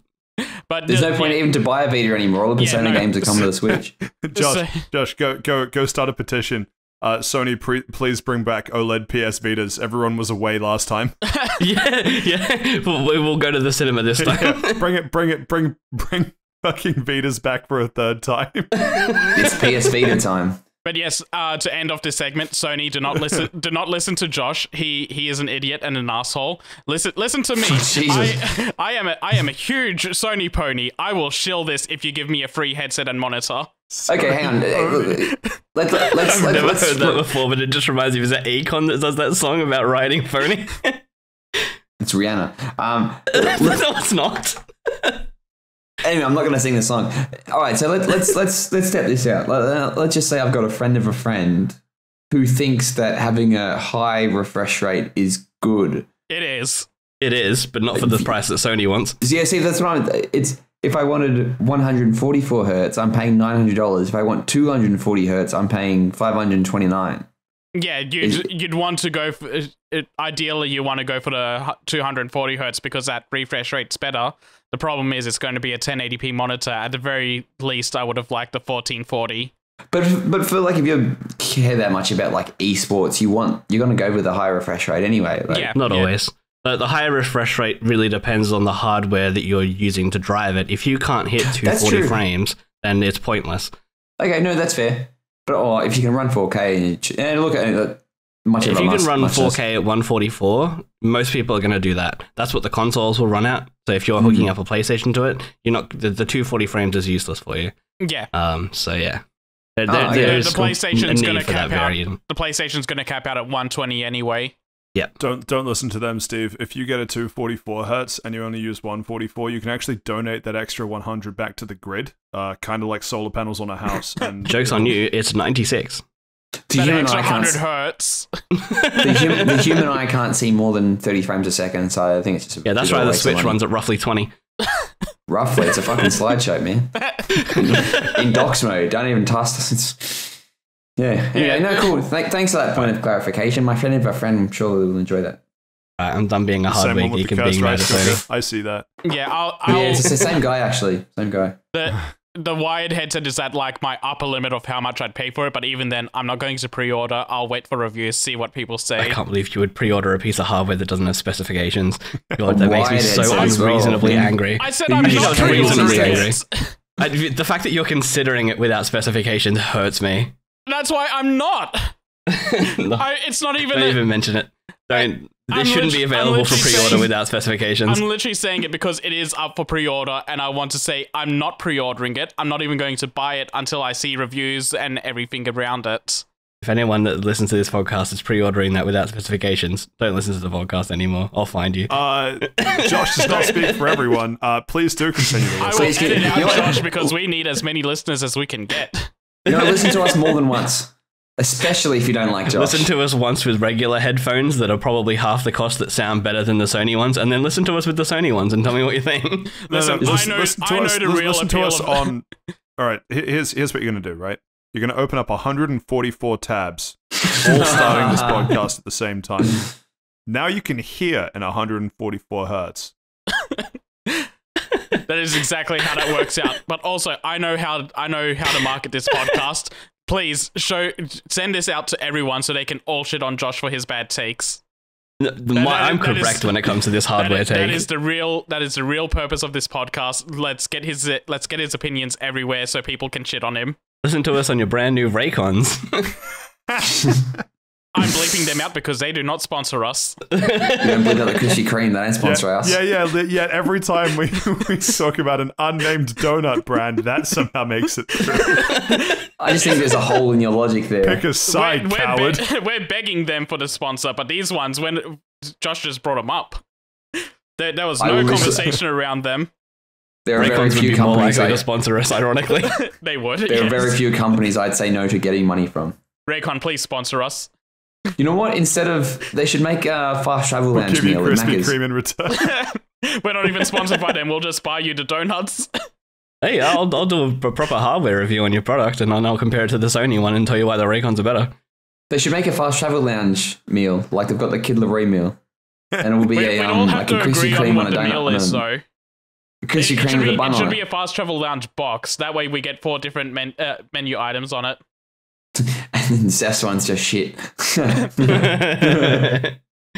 Okay, let's move on. I fucked around for a long time. The funny part about that, just before we move on, is that mine would be like a vegan option, which would truly be the Josh take of the box, which is hilarious to me. Anyway, all right. Since it's out there, Josh has the vegan burger. Steve, what would you put in the box? Oh fuck, here we go. Nuggets. What do you mean? No, nuggets come complimentary. No, so it's like an arancini ball, right? But it's got dinosaur pasta in the middle. So when you open it's like an egg, and it's been called like a Jurassic egg. So it's an Aaron Eggy of some description. I'm impressed, doesn't have to be an anyone actual else menu think that item. this is premeditated? Yeah, it sounds premeditated, right? I'm impressed if you came up with that on the fly. It is something that I dream about every night before I go to bed. I want my arancini egg. One day I'll make What are it. you putting in our Macca's box? I'll tell you. I'm putting in the next topic on the news, which Very good. For the record, I just throw in a quarter pounder. I would put a cheeseburger, a hamburger rather, without onions, without pickles, without the meat, and then add a hash brown. Saif, would you sign the quarter pounder box heavy specimen or? No, that's a double quarter pounder. Okay. Nice. I actually haven't been to McDonald's in so long. I don't even know what I put in there. And a jour, sir. Oh, so a filet of fish. Got it. Those are pretty good. They're pretty good, man. I fucking love those. I do like filet of fishes. Yeah, it was good. The mixed spicy burgers. They were dope. They are. They're fucking fantastic. The tandoori wraps, those are the best. Yeah. Oh, I got the it. old seared chicken. Oh, they were great. McRib. Ah, good choice. The sawdust and barbecue sauce itself. I've never actually had a McRib. Well, I'll kill you for a McRib, so there you are. You'll never have another one. We'll put the. This is going to be a niche inside joke. My ribs for the McRib. What about the mushrooms they used to put on those Angus burgers? Oh no, here we go. We're into Macca's chat. Yeah, they stunk. Yeah. They were fucking horrible. For anyone that remembers those, oh boy, do not recommend. They would not be part of the box.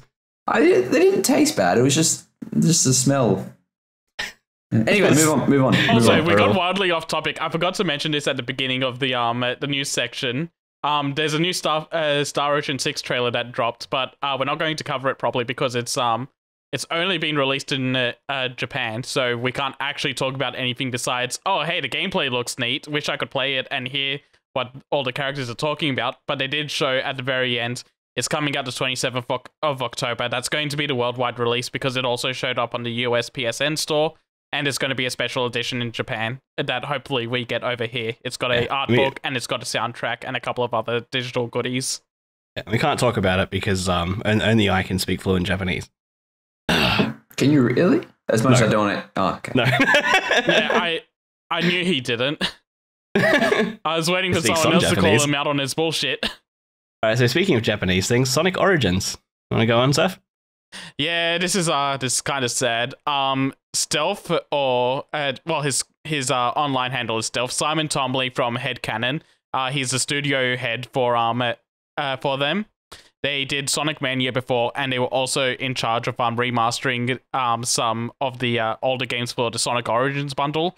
Mostly Sonic 3 and Knuckles, because Sonic 1, 2, and CD had all been done before. Yeah, there's problems with the Sonic Origins bundle that is going around a lot, and a lot of the blame is being put onto Headcanon for some reason. And he's gone on the record to say that it's frustrating to see that it's happening because a lot of the problems happened after they handed off the games to Sega, and they messed around with things, and they messed around with how they bundled the game together. So any issues should be directed at Sega and not his studio.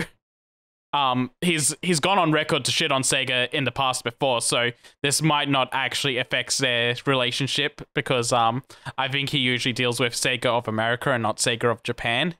So yeah, sucks that his studio's getting a lot of flack, but hopefully this doesn't actually affect his relationship with Sega and they get to do a Sonic Mania 2 or any other project with Sega. Neat. Damn. Are you guys going to get Sonic Origins? No. Nope. It's overpriced. It's got de novo. It's buggy as hell as well. So no. Honestly, Denuvo is an instant no buy. So Also, Sega fucked up. A lot of the main menus and stuff are running on the Hedgehog engine, their proprietary engine for Sonic games, and they left Sonic Frontiers code in there. So now we know that there's a Big the Cat fishing mini game in there. I'm so sick of fishing mini games, man. Anyway. We can move on. Yeah, next up on the list. We have word that the Wind Waker art style made Miyamoto cringe. Hilarious. Next up on the list, we have the Nintendo. Do you want to talk about this at all? I don't know. No, I think it's kind of funny. He also they went on record to say that they had to hide the game from Miyamoto for a very long time because they knew his reaction was going to be bad, and when they did finally show it to him, he really argued for them to go and make a realistic art style. But it was too late in the development cycle to do that. It would have taken them like 10 years to go and rework the entire game in that art style. And which is funny because like a lot of people really love the Wind Waker art style. Yeah, it's great. It's unique for that for the series, and it gave it a lot of charm. It is quite different to the style at the time, though. Like that sort of cartoony, cel shaded didn't really exist. But these days it's it's seen as classical almost. Like it's I think it's very good. Wind Waker honestly aged better visually than Twilight Princess did. And Ocarina of Time as well, it doesn't have so many J's. Wind Waker walked so Borderlands could run, some might say. Also, another fun fact is, before he got a conductor's wand, Toon Link was going to have a theremin, and Miyamoto scrapped that idea, saying it was entirely unacceptable. A what, sorry? Based, honestly. A theremin is basically like a... It was basically an instrument where it puts out like an electronic current and you manipulate it with your fingers and the current, and it makes the Harry Potter theme kind of songs. Yeah, it makes like the ghosty sci-fi sound. If you imagine like the da-da-da-da-da-da from Harry Potter, that's a theremin. T-H-E-R-A-M-I-N? E-M-I-N. E-M-I-N? No, yeah. There's probably one on Kickstarter. Probably. Probably not that expensive, to be honest. We said the trigger word. I'm not going to Kickstarter. Yeah, they're very cool Indiegogo, that's where the real kids go. Theremin. Etsy. Find a nice Etsy theremin. Yeah, it's probably a good. Glad it doesn't matter. I care about Etsy. Okay. Basically, it's just an antenna, and then you use your hands. I found it. No, I found it. Shut the fuck up, Pat. You want to hear this? So the first result, if you type in theremin into Indiegogo, is the Theremin X project, which is making theremin sex a thing. Wait, what? I don't want to know anymore. Let's move on. This project will create a video of a surreal concert where the audience members are outfitted with vibrators that are controlled in real time by a theremin. That sounds wild. The video will explore concepts such as sensory mapping and the performer-audience relationship. That is like modern art. That's excellent. That's awesome, actually. That's so cool. What an excellent idea. That's some banana tape to a wall levels of modern art shit. It's fucking excellent. What do you mean? That's like performative art right there. That's awesome. 36 Australian dollars. I mean, I'm not going to buy it, but I think as a concept, it's really cool. It's only got 4% funded, big fella. I wonder why. $251 and only 3 backers. Fuck, whoever believes in this is... Oh, no, it's closed. Sorry, I didn't read the whole thing. This campaign is closed. Sorry, they lost. Moving on. If someone did that as an art installation, brilliant. It's been 19 minutes, guys. Sorry, yeah, let's move on. They did it. Oh my god. So if you go look, this is 4 years old. The filming is complete and the project is complete. Look, it doesn't matter. You're the one that's still going on about it.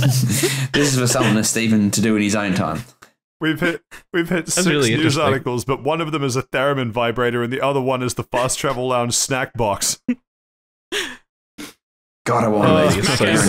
It's gonna hit hard. Talk to us.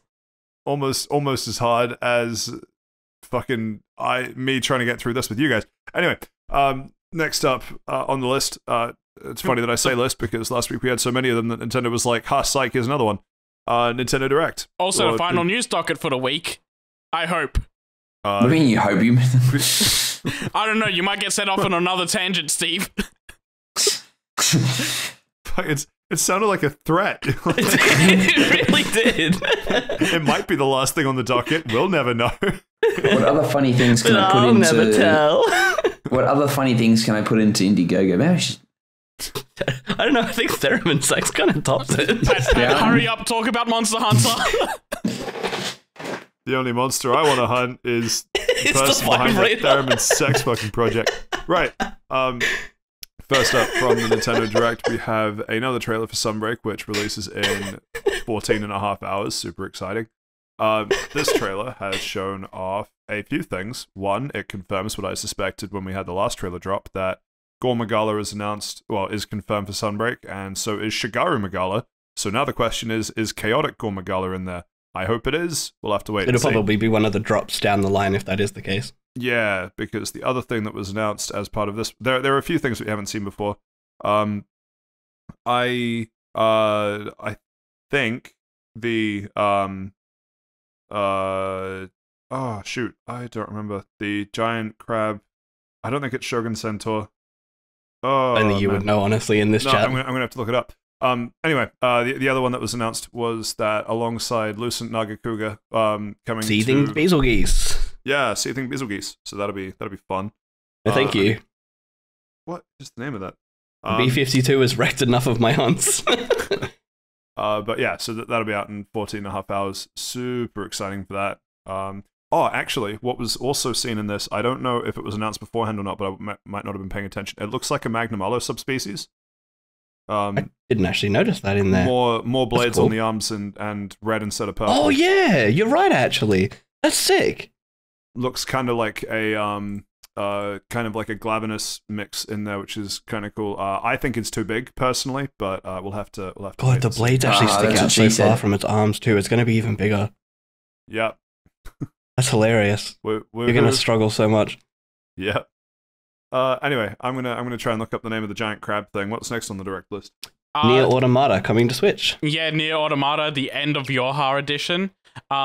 We have some spec news about that as well. Apparently, the game is going to run at 1080p on dock, 720p at handheld, and 30 frames per second, which is disgusting. I cannot believe the game is being released in that state. Shen Honestly, Gowren. same. It's like the part the bit that bothers me the most about that is there's so many sections that are effectively a bullet hell that would play like shit in 30 FPS. Yeah, That's not going to be good at all. and knowing the Switch, it's not going to stay constant at Oh, 30 yeah, FPS. It's not going to definitely be, especially in the handheld mode, it is not going to stay at 30 FPS. Yeah, no way. Which is a shame because, like, of all the ways you could play this absolutely incredible game, this is not one of them. Please don't play it on this edition. Yeah, the package is going to come with all the DLC in the package. It's also got some Switch exclusive outfits, which kind of upsets me because the Kabuki outfits they have going on are really fucking good, and I kind of wish I could get them in the PlayStation version of the game. But oh well. Would you play it though? Would you play it again? I would. I would. Yeah, Oh. I've played it multiple times already, and I would still play it again. I still need to get all the endings. Have you played it, Stephen? Yeah, of course. I got 100%. Yeah. I think I shielded it to you for You quite did. a while. You shielded it before to me you for played like 3 years straight, and it came with Yeah. Game Pass, and I played it, and I loved it. But also the Incredible. last final thing is that they have this new cover arts that has A2 in the abandoned city, and that artwork looks absolutely phenomenal. It does look phenomenal. I'll give him that. But yeah, Nier Automata, fantastic game. Go play it on anything but Switch. The the giant crab I was thinking of was Shen Gowren from Monster Hunter. Well, I last bought it in Freedom Unite, but it was not Shen Gowren. I was mislooking at what the icon for a Shogun Senator was. So false alarm, but Shen Gowren. Shout out to an old monster, old favorite. Anyway, And on the Automata note, if you're not going to play the game, at least listen to the soundtrack because it is absolutely phenomenal. Weight of the World is so fucking good. Absolutely incredible. Okay. Next one? Lorelei and the Laser Eyes is a mystery game that got announced for 2023. Does anyone care about that? Nope. Honestly, skip. no. I'm asleep. Yeah. Bomberman R2, Super Bomberman R2 is coming 2023 on all major consoles and Steam. This looks like a lot of fun. They're adding in a castle battle mode where it's one person setting up a map going against 15 other people trying to attack them. There's also going to be a level editor, and they're doing all the other modes that were in the original Super Bomberman R, including the 64-player Battle Royale mode that was added really late into the game's life. Now, what's really strange about this is that Konami, this isn't a pachinko machine. Yeah, it's a video game. I'm confused. I think this is the second video game they've made in quite a while. The first one being the first Super Bomberman R. No, they have made a couple of games. I know they've released a few collections. Yeah. I don't know if they've made of anything from scratch in quite a while. Not since like Metal Gear Survive. They do that football game that's not very popular. PES? It's not called PES anymore. It's like eFootball League or something. Something like that, yeah. Yeah, I guess that's also a yearly thing for them. Yeah, but I'm struggling to think of anything else that they do. Yeah, I'm keen on Super Bomberman R2, and they just closed the online services, or they're about to for the first game. Did Master Duel. That's right, yeah. Yeah. But yeah, that was something else. Sorry. Yeah, they're either just about to, or they just did close down online services for the first game, and now announcing a second one. That makes a lot more sense why they did that. Moving on, Mega Man Battle Network Legacy Collection got announced. I've been waiting for this for quite a while. I really enjoyed the NT Warrior anime when that was airing, and now I'll get a chance to play the games. The game actually looks quite fun. Yeah, they do. They're being released in two packs, like every other Mega Man collection has. There's also going to be a physical version for this one that is just one bundle with everything on it. The first pack will have Mega Man Battle Network 1 through 3, and then the second one will have 4 through 6, for a total of 10 games. The math might sound wrong on that, but 3 through 6 are all like Pokemon, where they're split into 2 versions. So the first pack will have 4 games, and the second pack will have 6 games in total. So it's really 6 games, just playing it for the different version where it's got a different colored bad guy or a different colored Mega Man or whatever it is. No, it's a different legendary. I don't actually know exactly what the version differences in the games are. Like maybe they're different bosses or whatever. I just need to actually look into that. But like with a collection like this, it doesn't really matter since you're getting both of them anyway. But yeah, game looks great. I'm excited for it. No, Mega Man God, I just read the next Light. headline. I only just heard about this just right now. But Pac-Man World Repack, I will absolutely play that. Yeah, it's coming out on Seth's birthday as well. That's excellent. Yeah, fucking Namco Bandai releasing a birthday present for me. This is fantastic. Dude, Pac-Man World was one of my favorite games as a kid. I bet it does not hold up. I bet it doesn't either. Seth, what's your address so that way we can send you a copy when it's out? I can give you my Steam account instead, so you can send that to me through that, and I don't have to dox myself. Nope, you dox yourself, you don't get it. Dox yourself on your Steam account. What's your name on Steam, big fella? It's either Kaiba or it's Cyberboy94. I'm not sure which one. It might work for both, honestly, knowing how Steam works. I'm not sure. Yeah. Buy 2, send 1 to each. Yeah, exactly. Is there a price on this game? I don't think it has a price announced, but it's releasing on every major platform as well. So another one of literally buy it on anything but the Switch. This is going to be my whole motto. Honestly, for this Nintendo Direct. This will probably run quite well on the Switch, probably. And like the game would be a fun game to play, and it's a handheld kind of game, so I could see it being Switch. But I still wouldn't. Yeah, I wouldn't. I wouldn't trust it until like reviews come out that actually mention how well it runs. Yeah. But no, next game. Yeah, the next game. Sorry. Blanc is coming out February 2023. This is a kind of an artsy game that kind of didn't catch my attention. Looks kind of cute, but that's about it. Yeah, don't care. Mm-hmm. It's in black and white, and Blanc obviously is French for white, which is kind of cool. That's the only thing I really want to mention. My God, this man speaks fluent Japanese and French. Damn right. Next up on the list, Return to Monkey Island coming to Switch and PC. I'm surprised this is just Switch and PC and not other consoles. Do you want to play Monkey Island? I haven't. No. I've seen the first game played through recently, and it looks like a fun game. Point and click adventures, they serve their time. They don't exist anymore. Yeah, they don't need to exist anymore. For everything, but not now. Yeah, 30 years ago. The time and place that Carmen Sandiego was in. Next up on the list, my nightmares are becoming a reality, and that Mario and Rabbids sequel is actually real and coming out October 20. That's horrible. What do you mean? This is the thing that inspired XCOM 2. the rabbits are the minions of their time, and Ubisoft all that refuses to needs let to be go said. of them. Yeah, please God, no. Let it die. I've heard the first game's very good, and I don't know how much of that is cope because there was nothing else on the Switch at the time besides Zelda. And didn't it originally release on the Wii U? No, it didn't. It was a Switch. Was it a Wii U game? I'm pretty sure it was on Wii U. It was a Switch game. It came out like 6 months after the Switch came out. It was between Zelda and Mario Odyssey. True. But yeah, I vehemently refuse to believe anything with the rabbits in it is good. I had fun with it, but that's only because, one, you're right, the copium, and two, because I never got into XCOM, but I've heard everyone that says they've enjoyed Rabbids hasn't played XCOM. That's my takeaway. They were primarily Nintendo fans. They haven't played anything besides Nintendo games. True. And they like to pretend they played Persona 5. The Rabbids embody everything that I imagine having a sleep paralysis demon would be.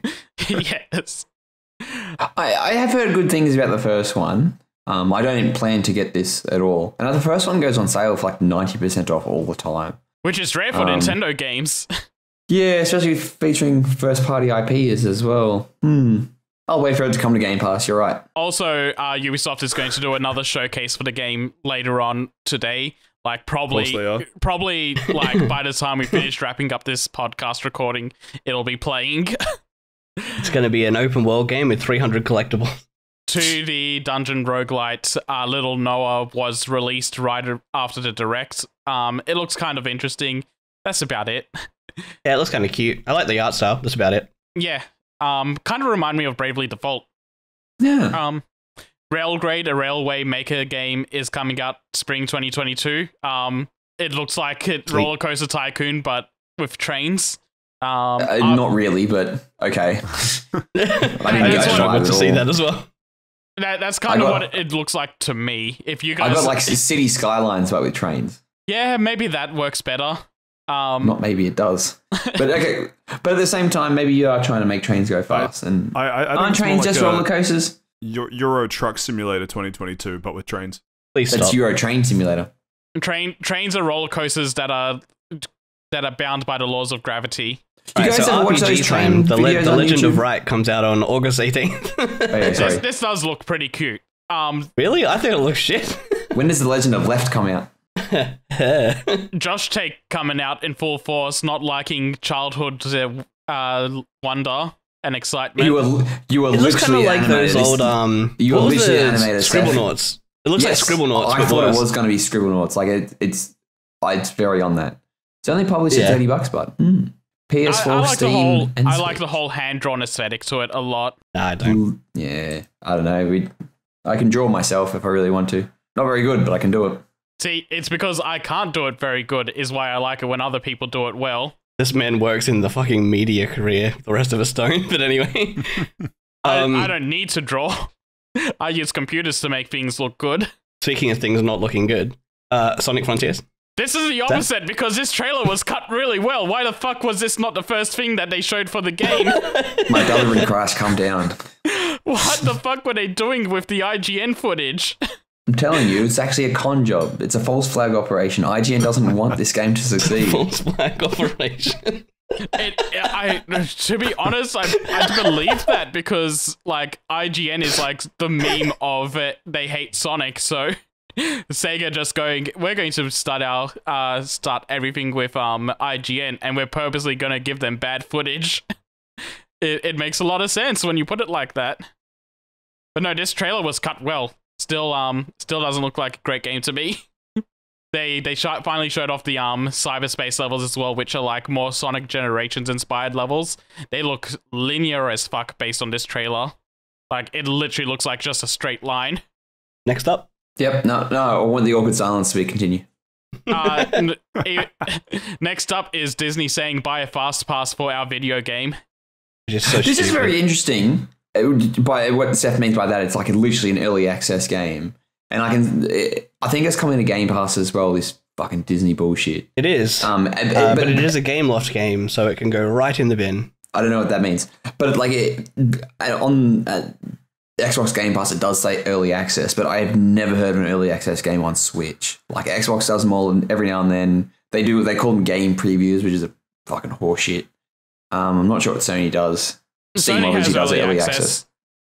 Okay. Nintendo usually called these asset rips. I'm not sure why they're trying to change the name now. Maybe it's like a rebranding thing. Surprised it didn't get sued into oblivion. The game is going to be free to play. It's a game loft game, which means it's going to be probably gutted, and it's going to be fucking horrible pay to play to collect your characters that you had childhood attachments for, but are now just cash cows. So that's It definitely does. It gives off That does vibes. sound like modern Disney. Yes. I hope they got, but they didn't have any Marvel characters in there. All Star Wars, all the Not Simpsons. yet. There'll be DLC characters to drive up hype once it dies down a little bit. Yeah. Gameloft did the Oregon Bring back Trail. Sora. What the fuck? Gameloft are one of the worst publishers for this kind of shit. Lego Star Wars I would say they're worse than Castaways. Activision for their stuff. Huh? Lego Star Wars Castaways, man, everyone's favorite game. Okay, I'll stop. List of game. Anyway, go on. What's the next one? Live Alive. I always thought that- Live Alive got a demo release. It's called Live a Live, actually. Yeah, No, that's it's how I not. always thought it was. Live Alive is Live now, Live Alive Cursed. now has a demo on Switch.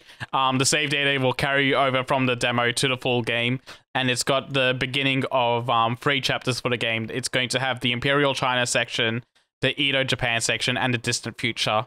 Again, this game looks fantastic. Very cool. Yeah, the game looks Yeah. fantastic. I wish it was coming to anything but Switch, but I'll still end up playing it.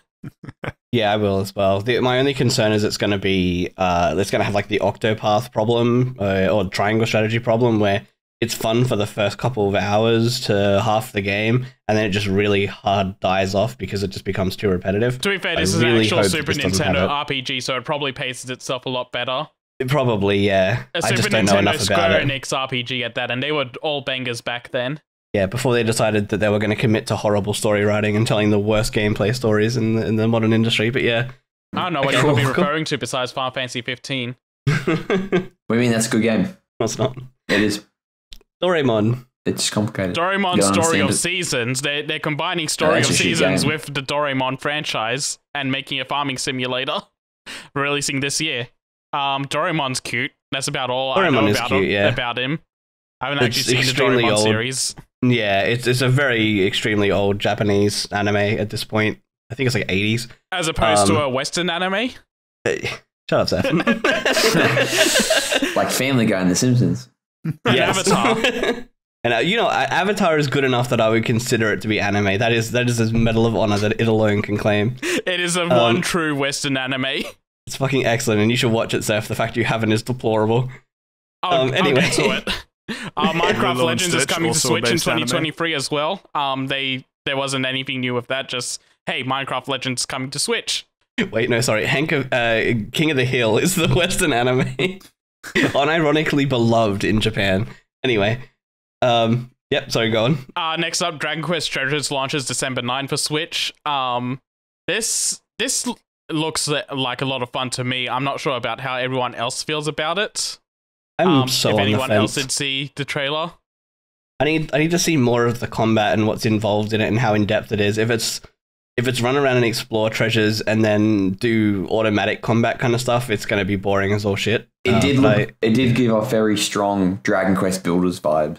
But like, yeah, which shit. Builders was okay. Didn't play.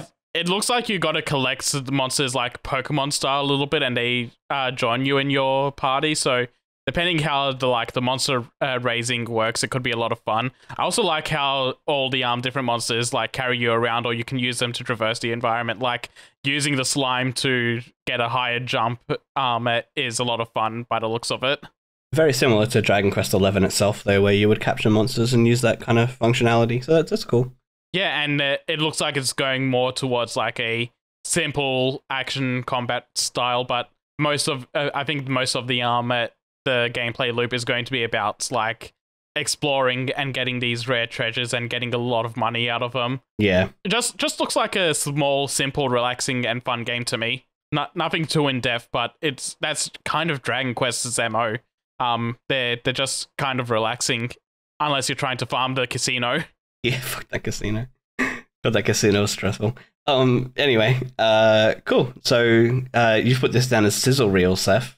Yeah, Want to go through it? Sizzle reel, just like a quick 1 minute showcase of these 4 trailers. Fire Emblem Three Hopes was shown again, No Man's Sky, Plague Tale Cloud Edition, and a game called Captain Velvet Meteor, which caught my interest because the main character from Kaiju number 8 showed up in this, and I saw that. I was like, wait, what the fuck is this game, and why is Kaiju number 8 in it? I haven't looked it up since then, but I will at some point, because that's very shocking to me. I didn't even know that character was in a game.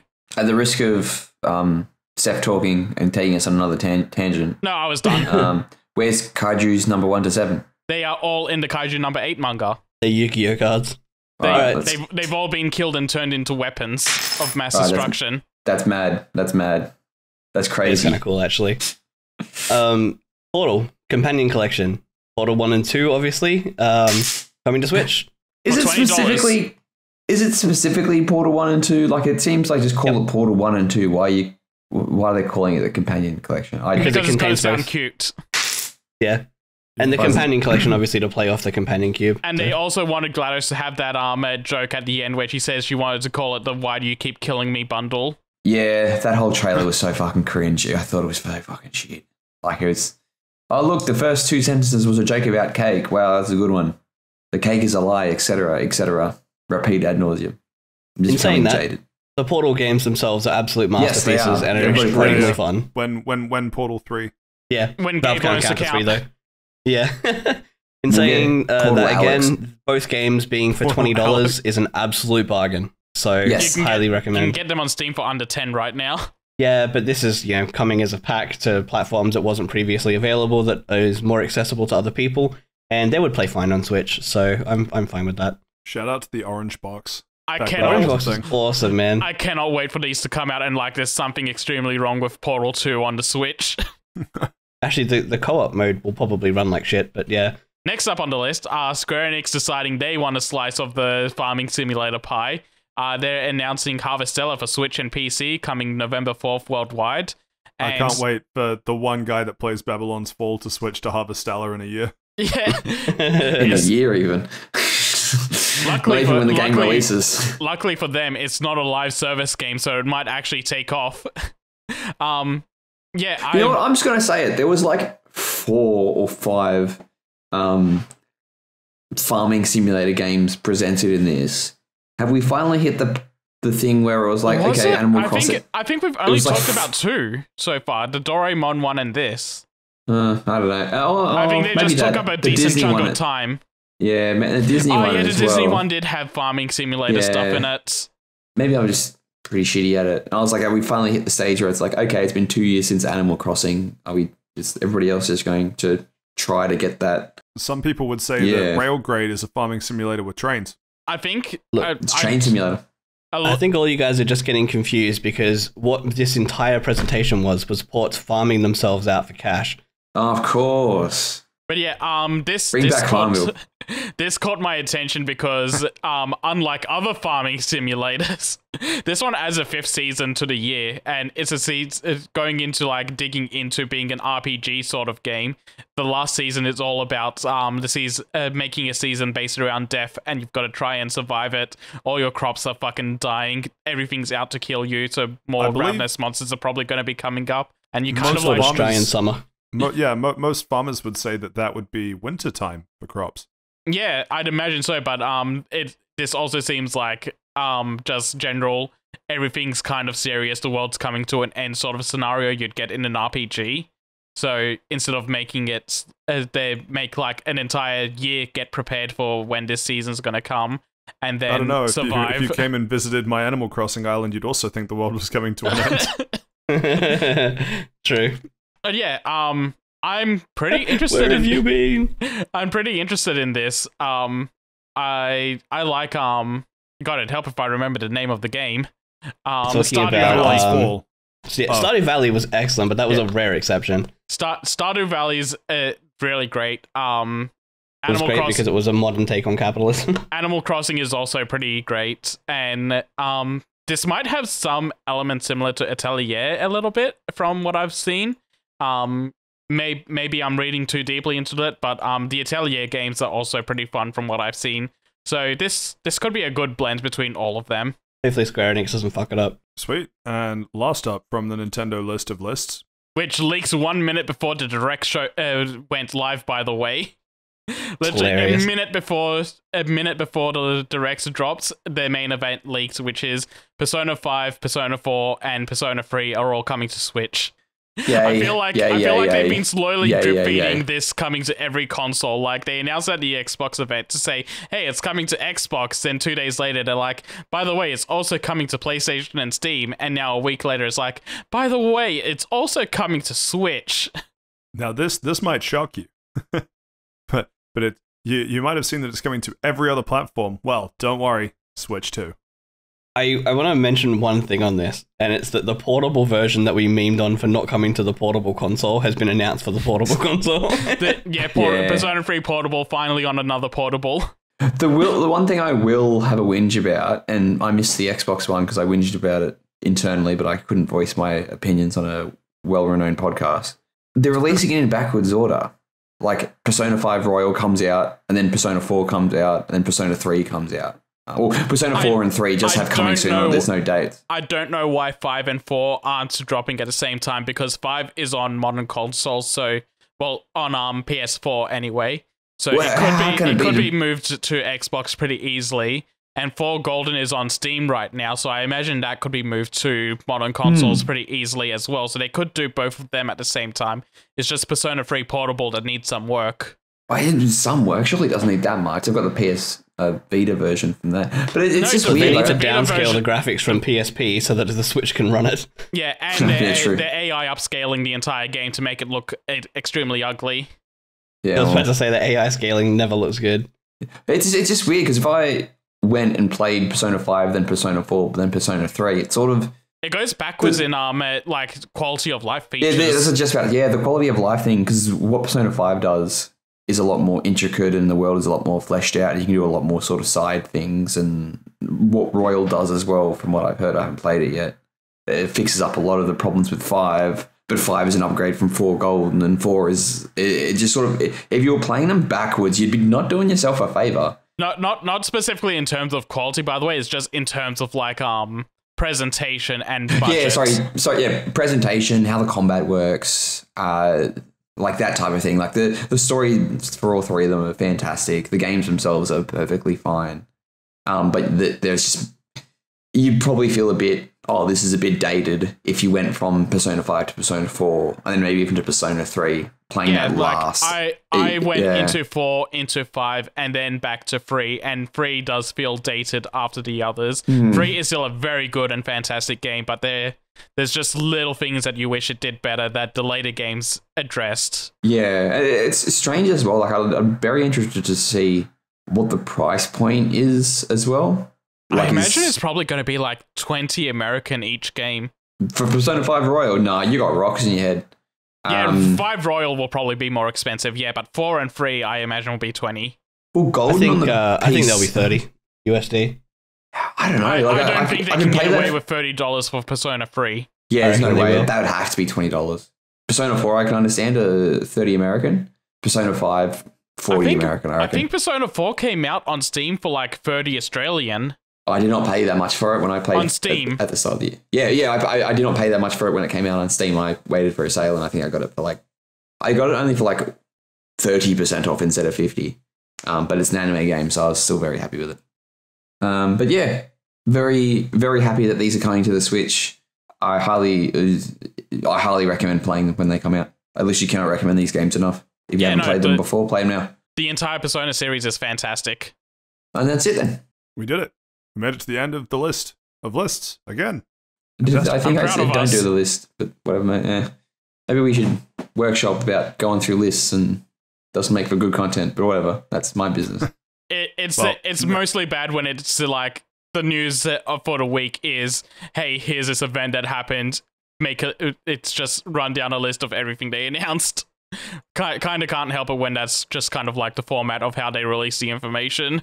And next week, all of it will be front-heavy Sunbreak content anyway. So, yeah.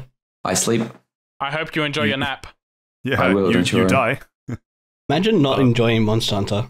True. I didn't say I didn't enjoy Monster Hunter. I just don't have the... I just don't have... It's not World 2. I didn't want it to be. It's not an Xbox. That's a Yeah, common that's Game what I'm Pass. saying. It's not World 2, so you sleep. World was on You Game can play Pass. Rise on your handheld console, the Switch. Just leave it at that. Right. Well, audience question for this week. Sam writes in. Sam says, "Hey guys, wondering what the last game you guys bought from an ad was. I take that to mean like you see an ad, but not like in like a showcase or a trailer. What Like was a the last game TV you bought? ad. Or I was thinking like YouTube often sticks game Oh, yeah, trailers. they do too. Yeah, unless Yeah, you or pay if for just YouTube like Red or whatever. Facebook ads or something like. Yeah, and any of that. Well, mine's easy. Mine is Shapes. I think I said that when I talked about Shapes a couple episodes ago. But yeah, saw Shapes on a YouTube ad and went, that actually looks really interesting, and then went and bought it. What about you guys? I don't know. Because the ones I've seen on YouTube are for games that I already were planning to buy already owned. Like, right before it came out, Crash 4 was getting YouTube ads, but I already had a pre-order down for that. Final Fantasy VII Remake had ads coming out on YouTube and TV, but I already had that as well. It's been a good few years since I've come into this situation. Maybe it was back in, like, maybe 2009 when Devil May Cry 4 came out. In all honesty, yeah, keeping up with game news is a habitual situation, I think, for most of us, and we know the games before there will be ads for the games. So we've already kind of made up our decision. At least that's my case, and basically what Seth's saying, I think. Any mobile games that you guys have downloaded as a result of seeing that? No. No, but they spend so much on advertising. There's one game that's a mobile game that keeps popping up being like, please play our game, we spent money on this ad, that makes me want to download it because it's just funny. But I haven't. I think the last game that I bought off an ad was probably Hunt Showdown in like 2017. Maybe? Interesting. Funny how you'd say anything that. from you, Steve? Not really. A couple times on like Crunchyroll and back when Anime Lab was a thing, there would literally, it'd be like, 3 commercials in a row, and it'd be the 3 fucking same 3 commercials. So I've got like the tune to Dragon Quest 11 like quite like vigorously in my head, like I can recognize it. General Dragon Quest theme. Yeah, sorry, the general Dragon Quest theme, and I've never like even actually played a Dragon Quest game. I will eventually. Dragon Quest 11 is worth playing. Very good. Yeah, it's on Game Pass. It is. Shill. But I need to get buy there. Game Pass from an ad, Steve? No, I was the advertisement. So what you got to do is you got to put your VPN to Brazil, right? Then you pick up a couple of Brazilian codes, and you get 3 years for the price of one. Yeah. Yeah. And that's all I'll say about that. Good old Big Mac pricing model. What?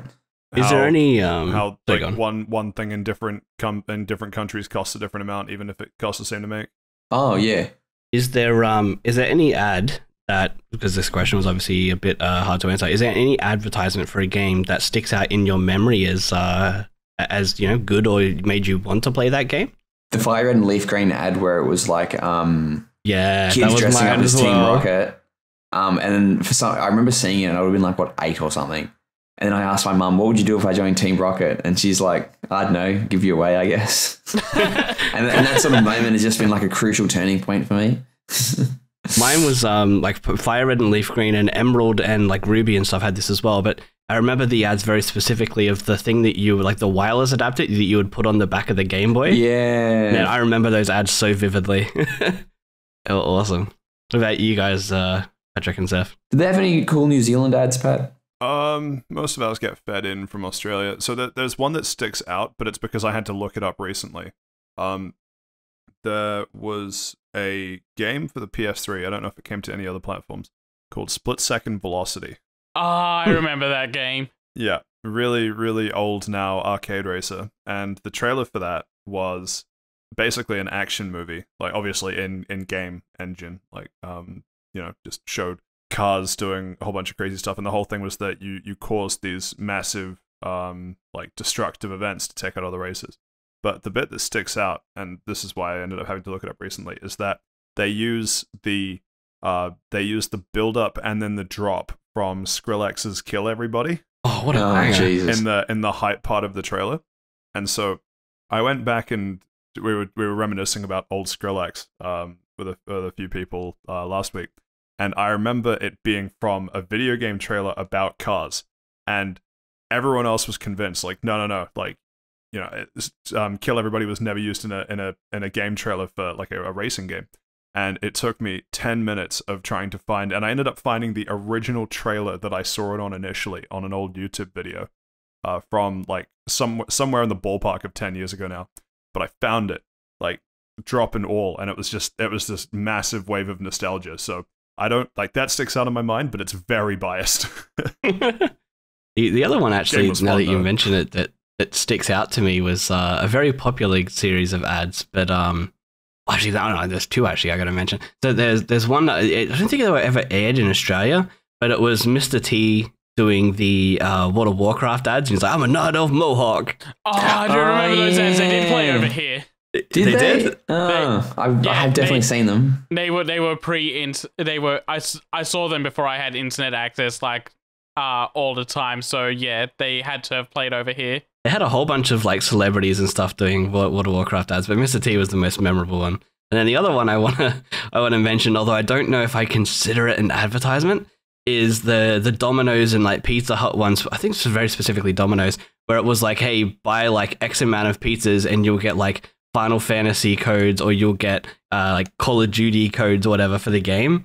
I thought that was really cool. Fun facts. Not a traditional advertisement. Fun facts, the limited run games physical edition for the Ninja Turtles game that just came out also came with pizza. Wild. That's awesome. Nice. That's actually so cool. Cool. Well, I think that probably answers Sam and the bonus question, unless there's any other final thoughts from anyone. No, not from me. Can I have $1 million? Definitely not. Cool. Well, thank you to Sam for writing in. If you or someone you know has a question you'd like us to answer, feel free to write in. We're on Twitter at Fast Travel Lounge -1 of the L's, on Facebook at Fast Travel Lounge, and on Gmail at fasttravellounge@gmail.com. If you're listening to this on iTunes, give us a review. On YouTube, give us a like and a subscription, and anywhere else, a review or comment or like or whatever would be very much appreciated. I think we know what 3 of us are doing for the next week, so outro should be rather short. Steve, what are you up to next week? I'm playing Mass Effect, the Legendary Edition. Fuck, that's such a good game. Oh, God, I love it so much. Wait, which one are you currently playing? The first game? Number 2. I finished number 1. Oh. I'm playing number 3. Sorry, number 2. It's very good. Man, that takes me back to a different time. I will say, though, time. Some might say a better time. Before Harambe died. Yes, True. it was before Harambe. But I'm going like a renegade option, which is like the evil path. And man, you're just fucking straight up telling people to fuck off. Like you lose like all the certain reporter. Yeah, it's literally just like, I'm not doing that. Fuck off. Like those are the renegade actions, and it's like Chad momentum. It's like we're not going back to that person. I'm not a hero. Fuck off. While we're thinking about ads, those are pretty cool too. Okay. Right. So what are the 3 of us doing next week? What? Really? Yeah. I just went and bought that Sackboy platformer because it was on sale at EB Games. So I'll maybe check that out. I've also got Dragon's Dogma to still go through. That's not the correct answer, Seth. Both. You have Sunbreak, Seth. Jesus Christ. I know, I was stalling for time. Patrick will obviously be playing Monster Hunter by the sounds of it. Very much. I will be playing Monster Hunter, and for anyone who is sadistic like me, I will be suffering through another Tarkov wipe. So, yeah. Cool. Well, this has been episode 30. I've been Patrick. I've been joined by the full gang. Really understated moment. Pretty big milestone too. 30 episodes. Pretty crazy. But the Triple X episode. Don't look up FTL Triple X. What a strange thing to say. I think you've done I think you've shielded enough distressing content for one episode. Let's just. I reckon. we're probably good. But anyway, from us here at Fast Travel Lounge, thank you for listening, and we'll catch you next time. Bye. Happy birthday to the Globe Theatre burning down. Unlucky, Shakespeare. Unlucky. Wow. Is that actually today? Yeah, it's actually today. Oh wow! What a cheerful end note. See you guys.